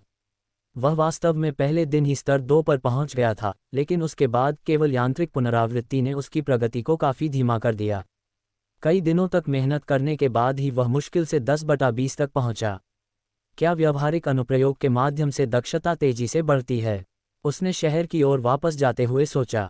अब स्तर 2 पर वह मेज हैंड को काफ़ी आसानी से हेरफेर कर सकता था। उसका वर्तमान यात्रा पैक, उदाहरण के लिए, प्रेतवाधित हाथ द्वारा उसके साथ तैर रहा था। जादू की दक्षता के अलावा प्रशिक्षण के इन दिनों ने उसके जादुई ऊर्जा भंडार को काफ़ी बढ़ा दिया था। यदि पहले ये केवल धुंध थी तो अब इसे एक मुड़ी हुई रस्सी के समान माना जा सकता है। हालांकि यह स्वीकार्य रूप से एक अपूर्ण उपमा थी, क्योंकि जादुई ऊर्जा तरल या गैस जैसे मूर्त पदार्थ नहीं थी बल्कि एक अमूर्त अस्तित्व थी। उसके व्यक्तिगत जादुई ऊर्जा भंडार के अलावा जादुई ऊर्जा पूरी दुनिया में व्याप्त थी, हर कोने में अदृश्य लेलाइनों की तरह संतृप्त थी। जादू कास्टिंग, जैसा कि गॉस ने समझा, एक विशेष जादुई घटना का प्रतिनिधित्व करती थी। अपनी खुद की जादुई ऊर्जा और चेतना में अंकित मंत्रों का उपयोग करके सर्वव्यापी परिवेशीय जादुई ऊर्जा को फिर से आकार देना, अंततः नामित क्षेत्रों में विशिष्ट प्रभाव प्रकट करना।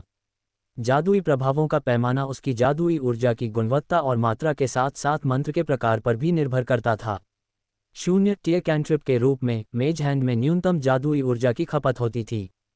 इसकी प्रभावी सीमा लगभग 10 मीटर तक फैली हुई थी। इस दूरी से परे मंत्र स्वाभाविक रूप से भंग हो जाएगा। मेज हैंड युद्ध उन्मुख नहीं था बल्कि सहायक उद्देश्यों के लिए कार्य करता था, ताले खोलने के लिए दरवाजों से गुजरना, चुपचाप वस्तुओं को पुनः प्राप्त करना आदि। युद्ध के अनुप्रयोगों के लिए गॉस ने वर्तमान में इसकी लगभग 10 पाउंड 4.5 किग्रा क्षमता का उपयोग दुश्मनों के आंदोलनों को अप्रत्याशित रूप से बाधित करने के लिए कल्पना की थी, जबकि उसने हमला करने के अवसरों को जब्त कर लिया था।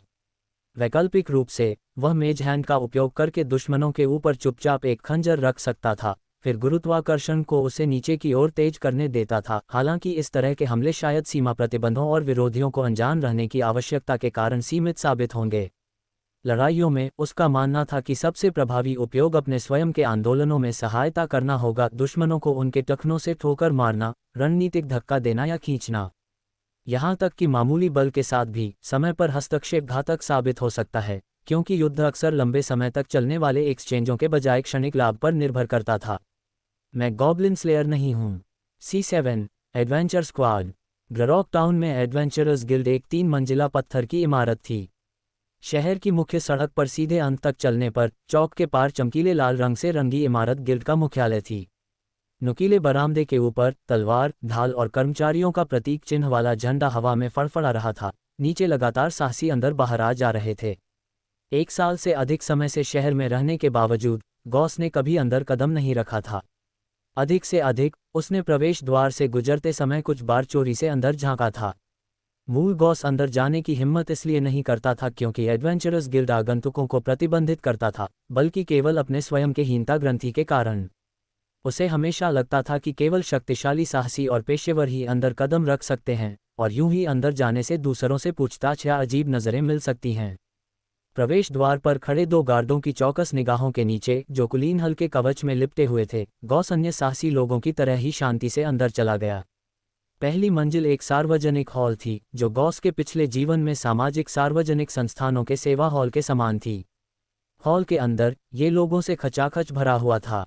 विभिन्न हथियारों और कवच ले जाने वाले 3 से 5 साहसी लोगों के समूह चैट कर रहे थे और जानकारी का आदान प्रदान कर रहे थे। आज कोई अच्छी कमीशन नहीं है ना? पिछली बार जब मैंने उस नोल को काटा था तो मेरी तलवार कुंद हो गई थी। मैंने जो कमीशन पैसा कमाया वह उसे ठीक करने के लिए भी पर्याप्त नहीं था। बड़ा नुकसान। गॉब्लिन जीव कमजोर लग सकते हैं, लेकिन एक बार जब वे 3 से अधिक हो जाते हैं तो ये पूरी तरह से अलग मामला है। आपको सावधान रहना चाहिए। उद्धरण चिन्ह dot dot dot dot dot dot उद्धरण चिन्ह। गॉस ने अपना सिर घुमाया, हॉल के माहौल का अवलोकन किया। उसने कई गैरशुद्ध मनुष्यों को भी देखा, जैसे कि अर्ध-ओर्क, गनोम और बौने, हालांकि मनुष्य साहसी लोगों का बहुमत थे। भीड़ से अपनी नज़र हटाकर उसने आसपास की सुविधाओं को देखा। परामर्श डेस्क हॉल के चारों ओर एक अर्धवृत्त में मुड़ी हुई थी, जहां कई रिसेप्शनिस्ट बैठे थे। परामर्श काउंटरों के अलावा विभिन्न मिशन की जानकारी आसपास की दीवारों पर बुलेटिन बोर्ड पर पोस्ट की गई थी। सामान्य सामग्री प्रकार का मिशन, स्लाइम राक्षसों से प्राप्त स्लाइम कोर जमा करें। मिशन इनाम, 5 स्लाइम कोर प्रति 3 चांदी के सिक्के। यह मिशन स्थायी रूप से उपलब्ध है। सामान्य सामग्री प्रकार का मिशन, ब्लड टूथड फन। मिशन जमा करते समय पौधे को जीवित रखना चाहिए। इनाम, प्रति पौधे 50 तांबे के सिक्के। उद्धरण चिन्ह dot dot dot dot dot dot उद्धरण चिन्ह। दीवारें मिशन नोटिसों से अटी पड़ी थीं, गॉस की आंखों को चकाचौंध कर रही थीं। तो उसने सीधे फ्रंट डेस्क पर जाकर मिशन स्वीकार करने की प्रक्रियाओं और आवश्यकताओं के बारे में पूछताछ करने का फैसला किया। रिसेप्शनिस्ट एक युवा महिला थी, जिसकी मीठी सूरत थी, काउंटर के पीछे सीधी खड़ी थी। नमस्ते, मैं पेट्रा हूँ, रिसेप्शनिस्ट, कर्मचारी आईडी 21051। मैं आपकी क्या मदद कर सकती हूँ? उसने ऊर्जावान रूप से अभिवादन किया, उसकी मुस्कान एकदम सही थी, स्पष्ट रूप से अच्छी तरह से प्रशिक्षित थी। मैं पहली बार यहाँ आया हूँ। क्या मैं पूछ सकता हूँ कि मिशन स्वीकार करने के लिए क्या आवश्यकताएं हैं? एक नया साहसी, तो आपको पहले एक व्यक्तिगत साहसी के रूप में पंजीकरण करना होगा। ओह, और पंजीकरण शुल्क एक चांदी का सिक्का है। क्या यह आपके लिए स्वीकार्य है? हाँ, गॉस ने अपनी जेब से एक चांदी का सिक्का निकाला, गुप्त रूप से राहत महसूस करते हुए। उसने कुछ दिन पहले एक गॉब्लिन लॉकेट बेचा था, अन्यथा वह इस पंजीकरण शुल्क को भी वहन नहीं कर पाता, जो शर्मनाक होता। ठीक है, तो कृपया ये साहसी पंजीकरण फॉर्म भरें।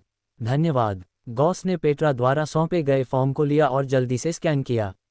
नाम, आयु, बुनियादी शारीरिक जानकारी और स्थायी पते के अलावा उसे अपने कुशल हथियारों या कौशल को भी सूचीबद्ध करना था। फॉर्म को ईमानदारी से पूरा करने के बाद गॉस ने इसे रिसेप्शनिस्ट को वापस सौंप दिया। मैं आपको अब पंजीकृत करूंगी। उसने काउंटर के नीचे कंप्यूटर पर दोनों हाथों से तेजी से काम किया। कुछ ही सेकंड में उसने एक सफ़ेद बैज निकाला। यह आपकी व्यक्तिगत साहसी पहचान और साहसी रैंक प्रमाण है। आपको मिशन स्वीकार करते या जमा करते समय ये बैज दिखाना होगा।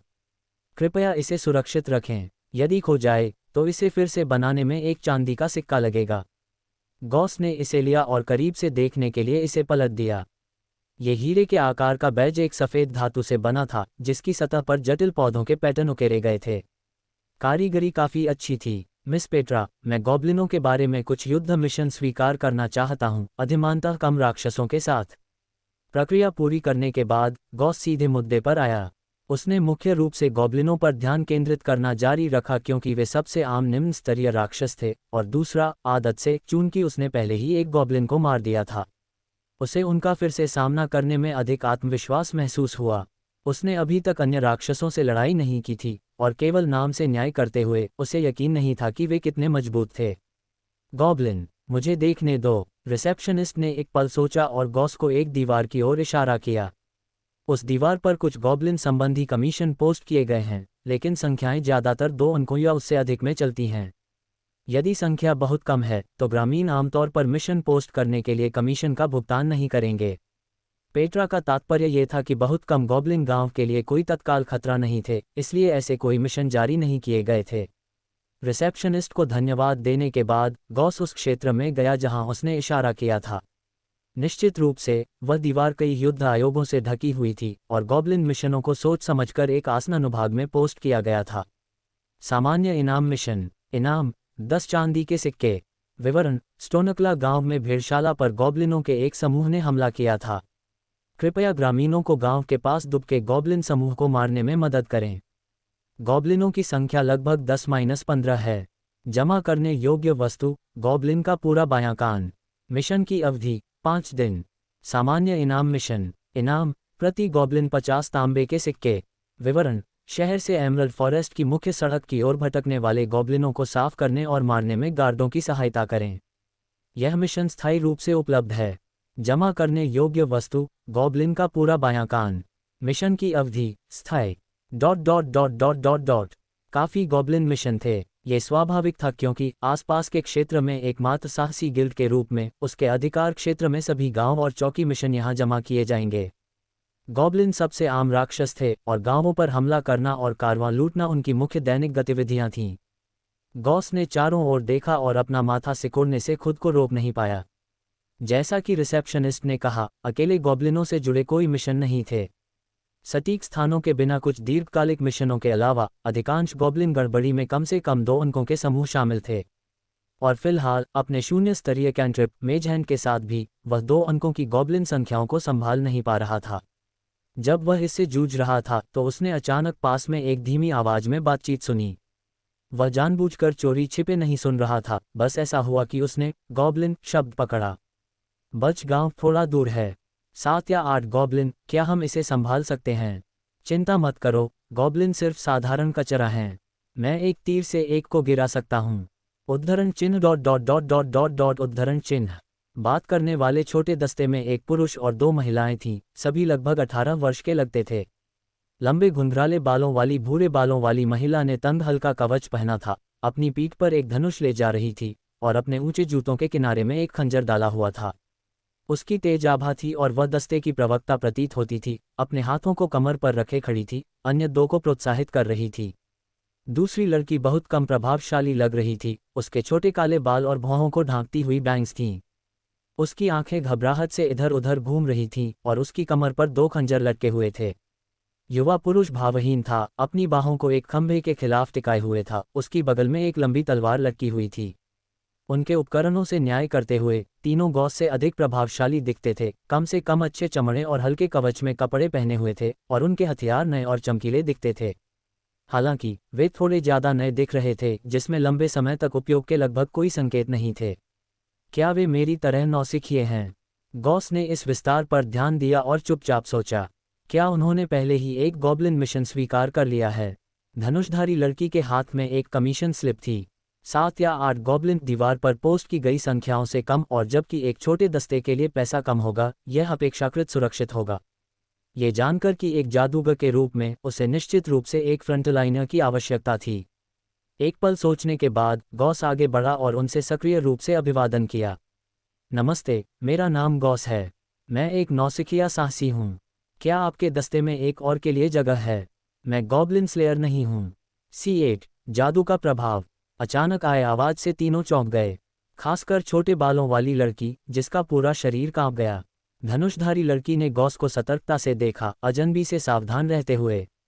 उसने कोई जवाब नहीं दिया, लेकिन उसके थोड़े प्रतिरोधी भाव से यह स्पष्ट था कि वह पहले से ही मना करने की ओर झुक रही थी। उसकी नज़रों में गॉस की उपस्थिति में कोई वास्तविक ताकत नहीं थी।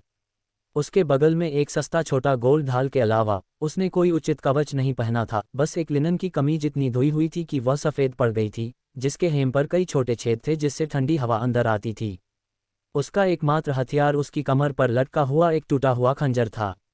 वह एक साहसी की बजाय गुजर बसर करने के लिए संघर्ष कर रहे एक भूखे युवा जैसा लग रहा था। केवल सराहनीय बात उसकी काफ़ी साफ, नाजुक उपस्थिति थी, काले बाल और पन्ना जैसी आंखें। वह विशेष रूप से सुंदर नहीं था, लेकिन उसकी चमकीली आंखें किसी को भी 2 बार देखने पर मजबूर कर देती थीं। उसे वे पन्ना जैसी आंखें काफ़ी पसंद थीं, लेकिन वह निश्चित रूप से केवल उसी के कारण किसी युद्ध में कमज़ोर फूलदान को टीम में आमंत्रित नहीं करेगी।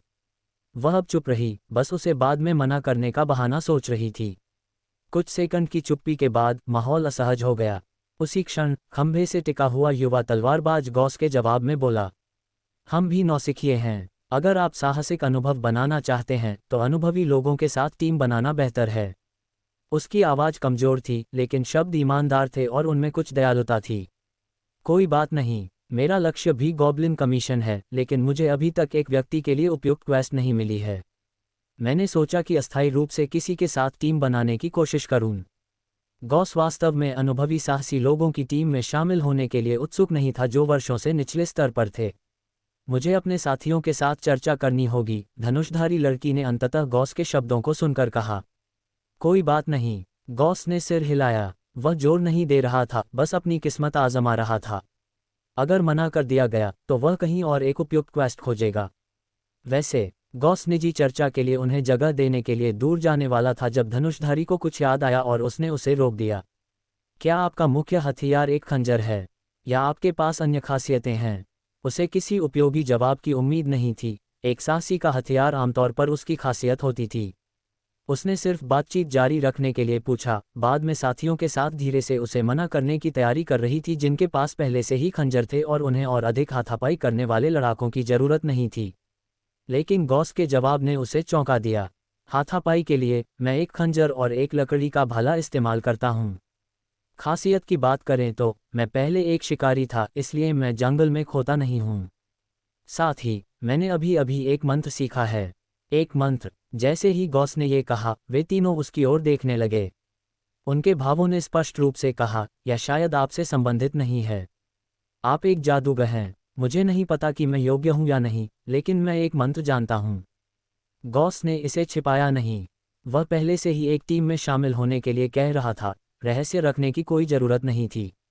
ये जानकर कि अकेले शब्दों से कुछ भी साबित नहीं होगा, उसने तुरंत मेज हैंड कास्ट किया। हवा क्षण भर के लिए थोड़ा मुड़ी और उसके जादुई नियंत्रण में एक अदृश्य प्रेतवाधित हाथ बन गया। उसने खंजर सौंप दिया। मेज हैंड ने खंजर की मूठ पकड़ी और हवा में 2 बार घुमाया। वाह, वाकई जादू! धनुषधारी लड़की की आंखें चमक उठी जैसे ही उसने खंजर को तैरते हुए और हवा को काटते हुए देखा। वह गॉस से पूछने के लिए उत्सुकता से आगे बढ़ी, ये किस तरह का मंत्र है? मेज हैंड, यह एक अदृश्य हाथ बनाता है, गॉस ने संक्षेप में समझाया। हालांकि उसने अपनी क्षमता नहीं छिपाई, उसने आगे विस्तार नहीं किया। कौन जानता था कि वे उसे स्वीकार करेंगे या नहीं। अगर मना कर दिया गया तो और अधिक समझाना व्यर्थ होगा। मेज हैंड, काफी अच्छा लगता है। धनुषधारी लड़की बार बार सिर हिलाती रही, अभी भी उत्साहित थी। वह जादू और मंत्रों के बारे में काफी जुनूनी लग रही थी। हम पहले चर्चा करेंगे, तुम यहाँ इंतजार करो, मत जाना। ये कहने के बाद उसने जल्दी से अपने अन्य 2 साथियों को एक कोने में ले जाकर बात करने लगी। वे दूर नहीं गए और गॉस का चुपके से सुनने का कोई इरादा नहीं था, लेकिन उनकी आवाज़ें, जो धीमी नहीं थीं, अभी भी उसके कानों तक पहुंच रही थीं। क्या हम वाकई इस अजनबी के साथ टीम बनाने जा रहे हैं? वह एक जादूगर है। टीम में एक जादूगर होने से अधिक सुरक्षित होना चाहिए। 7 या 8 गॉब्लिन के खिलाफ पहले क्वेस्ट के लिए सावधान रहना बेहतर है। उद्धरण चिन्ह उद्धरण चिन्ह। एक संक्षिप्त बैठक के बाद तीनों गॉस के पास लौट आए। मेरे साथियों और मुझे कोई आपत्ति नहीं है। हमारी टीम में आपका स्वागत है। उम्मीद है कि आगामी कमीशन पर हमारा अच्छा सहयोग होगा। धनुषधारी ने स्वागत का नेतृत्व किया, अपना हाथ उसकी ओर बढ़ाया। ठीक है, कृपया मेरा ख्याल रखना। गॉस ने भी अपना हाथ मिलाया। मैं आप तीनों को क्या बुलाऊं? मैं हेले हूं। मेरा हथियार धनुष है, जो लंबी दूरी का समर्थन प्रदान करता है। ओह, मैं खाना भी बनाती हूँ। मैं मिया हूँ, मैं खंजर का उपयोग करती हूँ। बेल, मैं एक लंबी तलवार का उपयोग करता हूँ। उनके व्यक्तित्व अलग अलग थे। गॉस के जादूगर होने की खबर सुनकर हेले सबसे उत्साही थी। मिया शर्मीली छोटे बालों वाली लड़की थी और बेल आलसी बोलने वाला युवा तलवारबाज था। उनकी विभिन्नताओं के बावजूद गॉस ने सहज रूप से महसूस किया कि उनमें से कोई भी बुरा नहीं था। आप शायद स्थानीय नहीं हैं, है ना? गॉस 1 साल से अधिक समय से शहर में था, लेकिन उसने उन्हें पहले कभी नहीं देखा था। ये सही है, हम सभी बैरी से हैं, आजीवन दोस्त। अस्थायी टीम अप का पहला दिन। हेले, नेता ने उदारतापूर्वक सभी को दावत दी, उन्हें एक दावत के साथ जश्न मनाने के लिए एक सराय में ले गई। बैरी के तीनों अच्छे परिवारों से आए थे, कुलीन नहीं, बल्कि कम से कम भोजन या कपड़ों के बारे में कोई चिंता नहीं थी। भुना हुआ मांस, माल्ट बियर, नमकीन स्टजन, हिरण का मांस का सॉसेज। गॉस ने इस दुनिया में आने के बाद अपना सबसे शानदार भोजन किया। मांस के बड़े टुकड़े तेल के साथ भुनने तक भुनते रहे, सराय की गुप्त चटनी में डूबे हुए। जिस क्षण उसने काटा, मांस का रस नमकीन और सुगंधित चटनी के साथ उसके स्वाद कलिकाओं पर फट पड़ा। कटा हुआ हिरण का मांस का सॉसेज भी अनोखा था, जिसमें एक मजबूत नमकीन मांस का स्वाद था, कुछ हद तक बीफ जैसा था, जिसमें एक अस्पष्ट धुएंदार फल की सुगंध मिली हुई थी। इस दुनिया के रसोइये काफ़ी कुशल थे, खासकर उस काले पाव, दलिया और अचार की तुलना में जो गॉस ने कई दिनों तक खाए थे। उसके सामने के व्यंजन तुलनात्मक रूप से अविश्वसनीय रूप से समृद्ध लग रहे थे। हालांकि जब बिल आया तो कीमत ने गॉस को, जो पहले से ही भरा हुआ था, चुपचाप निगलने पर मजबूर कर दिया। 3 चांदी के सिक्के, 40 तांबे के सिक्के। पूरे भोजन की कीमत उसकी सारी संपत्ति थी। वह बिल बांटने का सुझाव देना चाहता था, लेकिन उसने शब्दों को निगल लिया और कुछ शर्मिंदगी दिखाई। अभी अभी साहसी पंजीकरण शुल्क का भुगतान करने के बाद उसके पास समान रूप से लागत को विभाजित करने के लिए पर्याप्त पैसे नहीं थे। हेले के साथ औपचारिक होने की जरूरत नहीं है। उसका परिवार व्यवसाय में है और उसके पास कुछ पैसे हैं, बेल ने फुसफुसाया। गॉस ने सिर हिलाया, अचानक महसूस किया कि इस दुनिया में धन का अंतर कम डरावना नहीं था। उसने 30 तांबे के सिक्कों, बदलने के लिए कुछ कपड़ों और 1 पाउंड काले पाव के साथ शुरुआत की थी। 1 साल से अधिक समय तक कड़ी मेहनत करने के बाद उसने 3 चांदी के सिक्कों से थोड़ा अधिक बचाया था, बस यहाँ एक भोजन के लिए पर्याप्त था। उसने सिर हिलाया। इस असमानता के संबंध में उसने इसे केवल गहराई से महसूस किया, लेकिन निराश नहीं हुआ। आखिरकार भविष्य उसका था। हालांकि उसकी जेबें अब खाली थीं, वह जानता था कि यह केवल अस्थायी था। उसके पास भविष्य में पैसे होंगे, तब वह घर जा सकता था। गॉस ने अपनी खाली सिक्के की थैली रगड़ी और तीनों के पीछे सराय से बाहर निकला। मैं गॉब्लिन स्लेयर नहीं हूँ। C9 रोमांच हमेशा आश्चर्यों से भरा होता है। खटखट। गॉस कारवां वैगन पर बैठा था, उसके पीछे विभिन्न आकार के मेलबैग के ढेर पर टिका हुआ था। दूर की पहाड़ी धीरे धीरे दृष्टि से ओझल हो रही थी। उसके साथ उसी गाड़ी में हेले और 2 अन्य थे। बेल और मिया वैगन के अंदर आराम कर रहे थे। हेले उत्साह से भरी हुई गाड़ी के किनारे पर अपनी टांगें फैलाकर बैठी थी, धक्कों के साथ आगे पीछे झूल रही थी, जबकि जंगली दृश्यों की प्रशंसा कर रही थी। मौसम आज साफ था, नीला आकाश एक पॉलिश किए हुए नीलमणि जैसा था। धूप पतले बादलों से होकर गुजर रही थी, सुनहरी किरणें महीन रेशम की तरह बिखेर रही थी, दूर के हरे नीले पहाड़ों को नर्म आकृति दे रही थी। हल्की हवा घास और पेड़ों की ताज़ा गंध के साथ सुबह की ओस से मिली हुई थी, हवा को नम कर रही थी और अनजाने में सभी के मन को प्रफुल्लित कर रही थी। एडवेंचरर्स गिल्ड में पंजीकरण के बाद चारों ने अगले दिन अपने गंतव्य बच विलेज की ओर प्रस्थान करने से पहले दोपहर में संक्षिप्त समन्वय किया। लंबी यात्रा को देखते हुए पैदल वहां पहुंचने में 2 दिन लग सकते थे।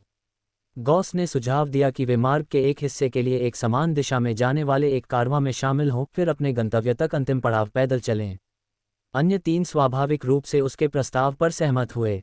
एक कारवां ढूंढने में ज़्यादा समय नहीं लगा, उन्होंने आधी गाड़ी साझा की और पूरी तरह से सुसज्जित साहसी लोगों की एक टीम का साथ मिला। चाहे आप इसे कैसे भी देखें, यह एक उचित सौदा था। शायद दृश्यों से ऊबकर हेले ने अपनी नज़र हटा ली और गॉस की ओर देखा, जो गाड़ी के पिछले हिस्से में भी बैठा था, और बातचीत शुरू कर दी। कल रात के खाने और दोपहर के समन्वय ने उन्हें एक दूसरे की लड़ाई शैलियों को समझने में मदद की, बल्कि उन्हें एक दूसरे से थोड़ा और परिचित भी कराया। ईमानदारी से, यह आश्चर्यजनक है। गॉस, मुझे सच में उम्मीद नहीं थी कि तुम एक शुरुआती जादूगर होगे। आपकी जादूगरों की छवि को तोड़ने के लिए खेद है।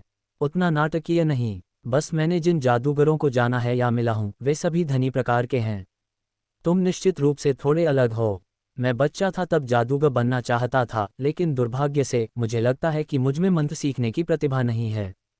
आकस्मिक बातचीत के बीच कारवां ने 4 लोगों की टीम को घास के मैदानों, जंगलों से होते हुए, पहाड़ों को घेरते हुए और नदियों को पार करते हुए ले गया, अंततः अपने नियोजित उतरने के स्थान पर पहुंचा। यात्रा सुरक्षित थी, बिना किसी राक्षस के हमलों या अचानक दुर्घटनाओं के।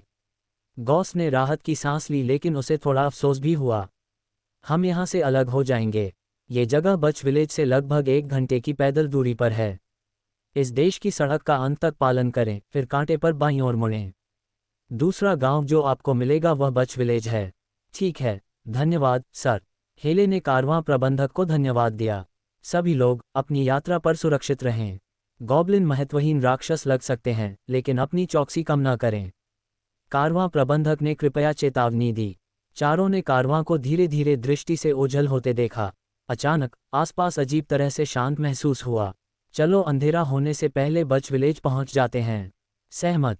उनमें से किसी ने भी आराम करने के कोई संकेत नहीं दिखाए, वे तुरंत देश की सड़क पर चल पड़े।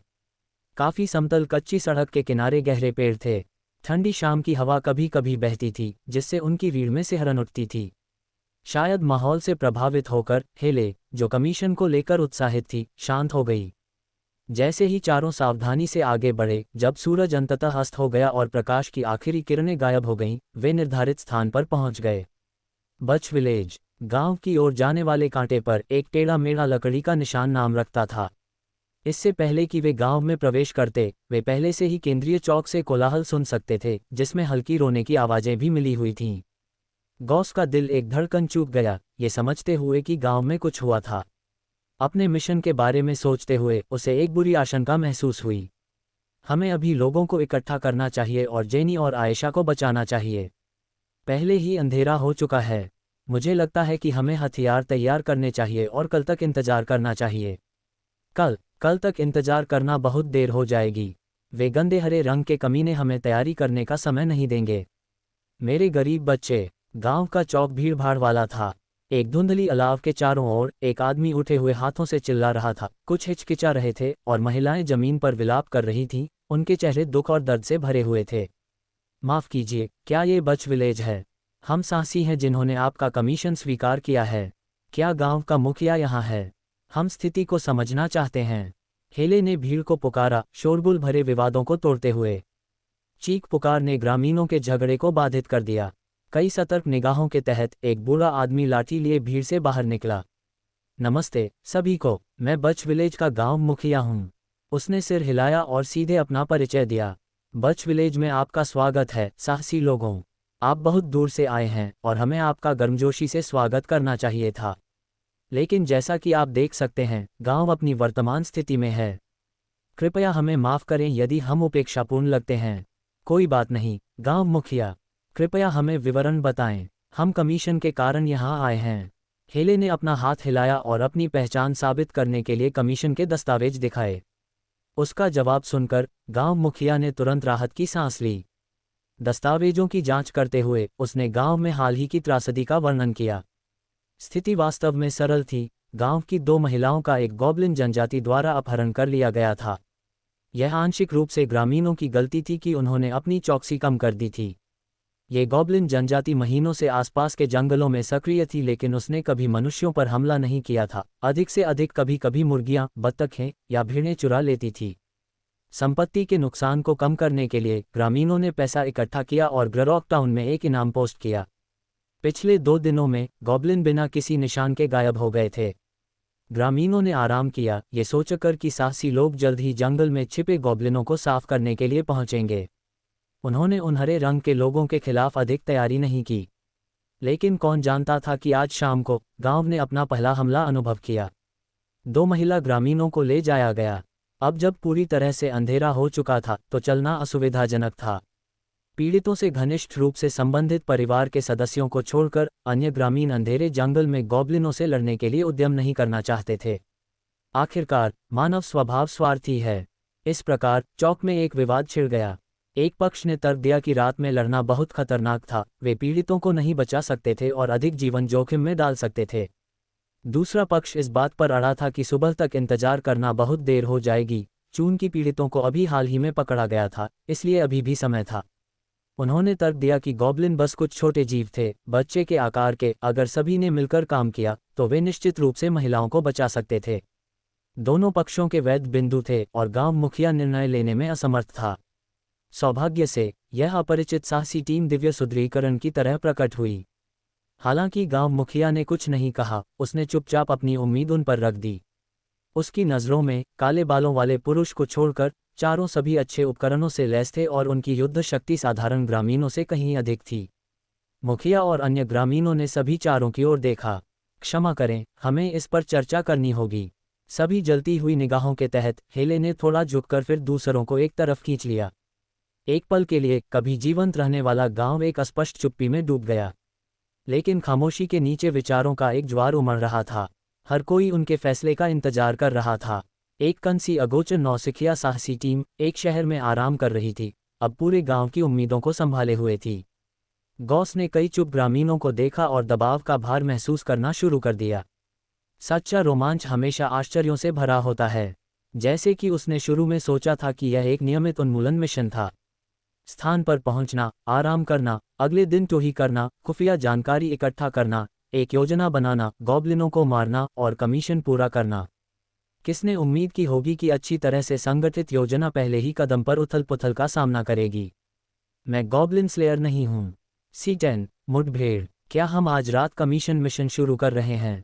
बेल ने सोचा। समूह ने गाड़ी में मोटे तौर पर योजना पर चर्चा की थी। अनुसूची के अनुसार उन्हें रात भर गांव में रुकना था, आराम करने और तैयारी करने के लिए, फिर अगले दिन ऑपरेशन करना था।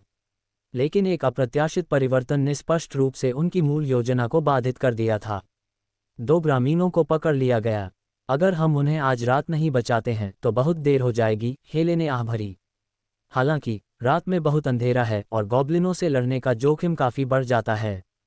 वह स्पष्ट रूप से द्विधा में थी, अपनी उंगलियों के बीच बालों के लटों को घबराकर मोड़ रही थी। साथ ही हमने अभी तक कोई टोही नहीं की है, गॉस ने एक तरफ से जोड़ा। ठीक है, ये बहुत खतरनाक है, मिया सहमत हुई। चारों में से कोई भी अनुभवी साहसी नहीं था। गॉस को सहज रूप से महसूस हुआ कि रात में चलना एक अच्छा विचार नहीं था। राक्षसों की रात की दृष्टि हमेशा मनुष्यों से बेहतर होती थी। तर्क ने उसे सूर्योदय की प्रतीक्षा करने के लिए कहा, फिर गॉब्लिन गढ़ में टोही के लिए जाने से पहले कार्रवाई करें। लेकिन अगर उन्होंने ऐसा किया, दोनों पीड़ितों को अपरिवर्तनीय नुकसान होगा। इसके अलावा वे विशेष रूप से गॉब्लिनों को कमीशन के हिस्से के रूप में खत्म करने के लिए यहाँ आए थे। उसने अंदर ही अंदर आह भरी। कई विकल्प बनाने की जरूरत थी और कोई भी स्पष्ट सही जवाब नहीं लग रहा था। फिर चलो सभी की इच्छाओं के आधार पर फैसला करते हैं। चूंकि यह एक आपातकाल है, जो भी निर्णय हम लेते हैं हमें एक दूसरे का सम्मान करना चाहिए। मैं 3 से 1 तक गिनती करूंगा और अंत में हर कोई एक साथ कहेगा कि जाना है या नहीं। क्या ये ठीक है? हेले ने गहरी सांस ली, उसके माथे पर पसीना आने लगा था। मुझे कोई आपत्ति नहीं है। 3, 2, 1, चलो चलो चलो चलो। हालांकि गॉस थोड़ा देर से था, उसने वही जवाब दिया जो सभी ने दिया। अपने पिछले जीवन में अच्छी शिक्षा प्राप्त करने के बाद वह अभी तक पत्थर दिल नहीं बन पाया था। हेले ने राहत महसूस की जब उसने देखा कि सभी निर्णय पर सहमत थे। लेकिन हमें आसपास के जंगल से परिचित ग्रामीणों को साथ लाना होगा और कुछ रोशनी भी, गॉस ने कहा। मिशन के दौरान हमारी प्राथमिकता अपनी सुरक्षा सुनिश्चित करना है, तभी हम पीड़ितों को बचा सकते हैं। हालांकि गॉस का नक्शा सुनिश्चित करता था कि वह खो नहीं जाएगा, फिर भी उसे अनदेखे क्षेत्रों के बारे में कुछ भी नहीं पता था और उसे स्थानीय गाइडों की बिल्कुल जरूरत थी। ये जोखिमों को यथासंभव कम करेगा। मैं भी सहमत हूँ। समूह ने अपने सर्वसम्मत निर्णय की पुष्टि की और ग्रामीणों को सूचित किया। हम आप सभी के ट्रूली आभारी हैं। कृपया बहादुर योद्धाओं, तुम्हें जेनी और आयशा को बचाना ही होगा। ग्रामीण, मानो आशा का स्तंभ मिल गया हो, ने 4 व्यक्ति टीम को अपना धन्यवाद व्यक्त किया। ये जानने के बाद कि उन्हें गाइडों की जरूरत है, 4 पुरुषों ने उनके साथ जाने के लिए स्वेच्छा से भाग लिया। वे लापता महिला ग्रामीणों के सीधे रिश्तेदार थे और मदद के लिए सबसे उत्सुक थे। अब उनके दिल चिंता से जल रहे थे। वास्तव में गॉस और दूसरों के आने के बिना भी उन्होंने अपने परिवार को बचाने के लिए खुद गॉब्लिन के ठिकाने पर जाने की योजना बनाई थी। समय बचाने के लिए अपने उपकरणों को जल्दी से तैयार करने के बाद सभी ने मशालें जलाईं और जंगल की ओर चल पड़े। ग्रामीणों को वास्तव में गॉब्लिन के ठिकाने का मोटा मोटा अंदाजा था। 2 पुरुष आगे से रास्ता दिखा रहे थे, एक हाथ में मशाल पकड़े हुए थे, दूसरा हाथ में कांटे वाला भाला पकड़े हुए थे। उनकी गति तेज हो रही थी। वे जेनी और आयशा के पिता थे। उनके चेहरे गंभीर थे क्योंकि वे जल्दी से आगे बढ़ रहे थे। 4 टीम के सदस्य अपनी गति तेज करते हुए युद्ध योजना पर चर्चा कर रहे थे। बिल्कुल हमारी कल की ड्रिल की तरह बेल और मिया सीधी लड़ाई के लिए फ्रंट लाइन लेंगे। मैं अपने धनुष से गॉब्लिनों पर किनारे से हमला करूंगा। गॉस भी गॉब्लिनों को रोकने के लिए जादू का उपयोग करेगा, बेल और मिया के लिए मारने के अवसर पैदा करेगा और उन्हें लकड़ी के भालों या खंजर से समर्थन दे सकता है। बेल और मिया को हेले की व्यवस्था पर कोई आपत्ति नहीं थी, भले ही उन्हें फ्रंटलाइन पर गॉब्लिनों का सामना करने का सबसे बड़ा जोखिम उठाना पड़ा।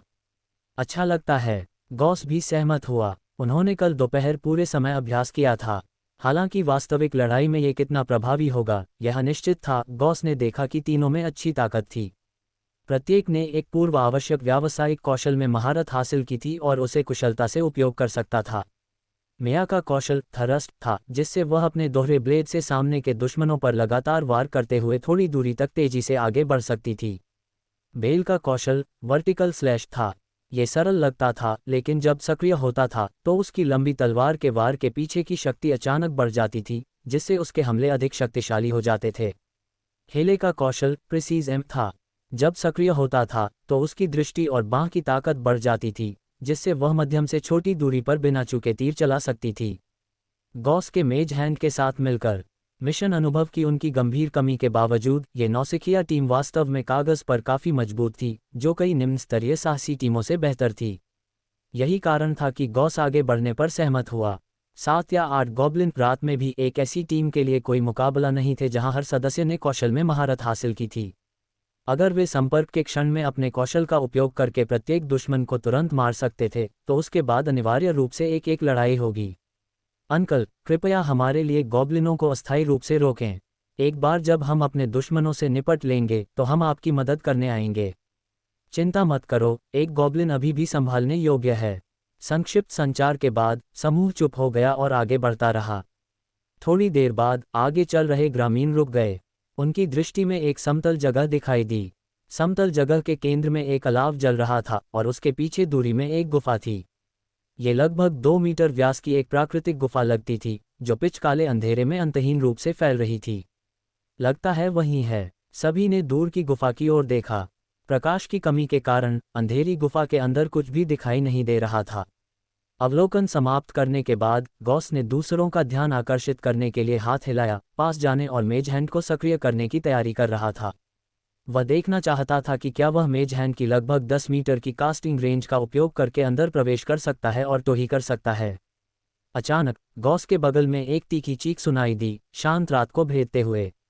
वाह! आवाज गॉस के ठीक बाईं ओर पास में थी। वह एकाग्रचित था, लेकिन अचानक आवाज से वह चौंक गया। शोर का पीछा करते हुए वह मुड़ा और दुश्मन की उपस्थिति देखकर चिंतित हो गया। झाड़ियों से एक नुकीले कानों वाला हरे रंग का गॉब्लिन बाहर निकला, गुफा के अंदर अपने साथियों को चेतावनी देने के लिए जोर से चिल्ला रहा था। धिक्कार है! गॉब्लिन का ठिकाना स्पष्ट रूप से बहुत दूर रखे गए स्काउट्स द्वारा संरक्षित था। घटनाओं के अचानक मोड़ से गॉस के दिल की धड़कन तेज हो गई। उसी क्षण उसकी आंखों के सामने की दुनिया धीमी हो गई, जैसे समय खींच गया हो, और उसके विचार असाधारण रूप से स्पष्ट हो गए, जैसे बुलेट टाइम में प्रवेश कर रहा हो। उसने अपना खंजर निकाला और तेजी से एक तरफ हट गया। ब्लेड चीख हरे छोटे गॉब्लिन की गर्दन पर वार कर रहा था। गॉब्लिन स्काउट ने सहज रूप से बचने की कोशिश की, लेकिन उसी क्षण एक अदृश्य शक्ति सक्रिय हो गई। मेज हैंड, एक अनदेखी प्रेतवाधित बाह ने अचानक उसे पीछे से धकेल दिया। मामूली बल के कारण गॉब्लिन की बचने की गति एक पल के लिए जम गई। फिर धातु के ब्लेड ने एक पूर्ण चाप का पता लगाया, हरी त्वचा को काटकर और गले को खोल दिया। रक्त कुचले हुए टोफू की तरह बह निकला। मर गया। एक पल में, मानो एक प्रतिवर्त, उसकी लगातार काटने की क्रिया जादू के समय के साथ पूरी तरह से जुड़ गई। चीख गॉब्लिन का गला फाड़ दिया। एक बार तेज चीख तुरंत एक कर्कश, मुरझाई हुई फुफकार में बदल गई। गॉब्लिन मारा गया। तारांकन 1। कुल राक्षस मारे गए। 2। जमीन पर गिरते हुए गॉब्लिन, उसका सिर लगभग कट गया था, ने अपनी मैली पीली आंखें गॉस पर टिका दी, मानो अपने अंतिम क्षण में उस इंसान को याद करने की कोशिश कर रहा हो जिसने उसकी जान ली थी। लड़ाई के लिए तैयार हो जाओ।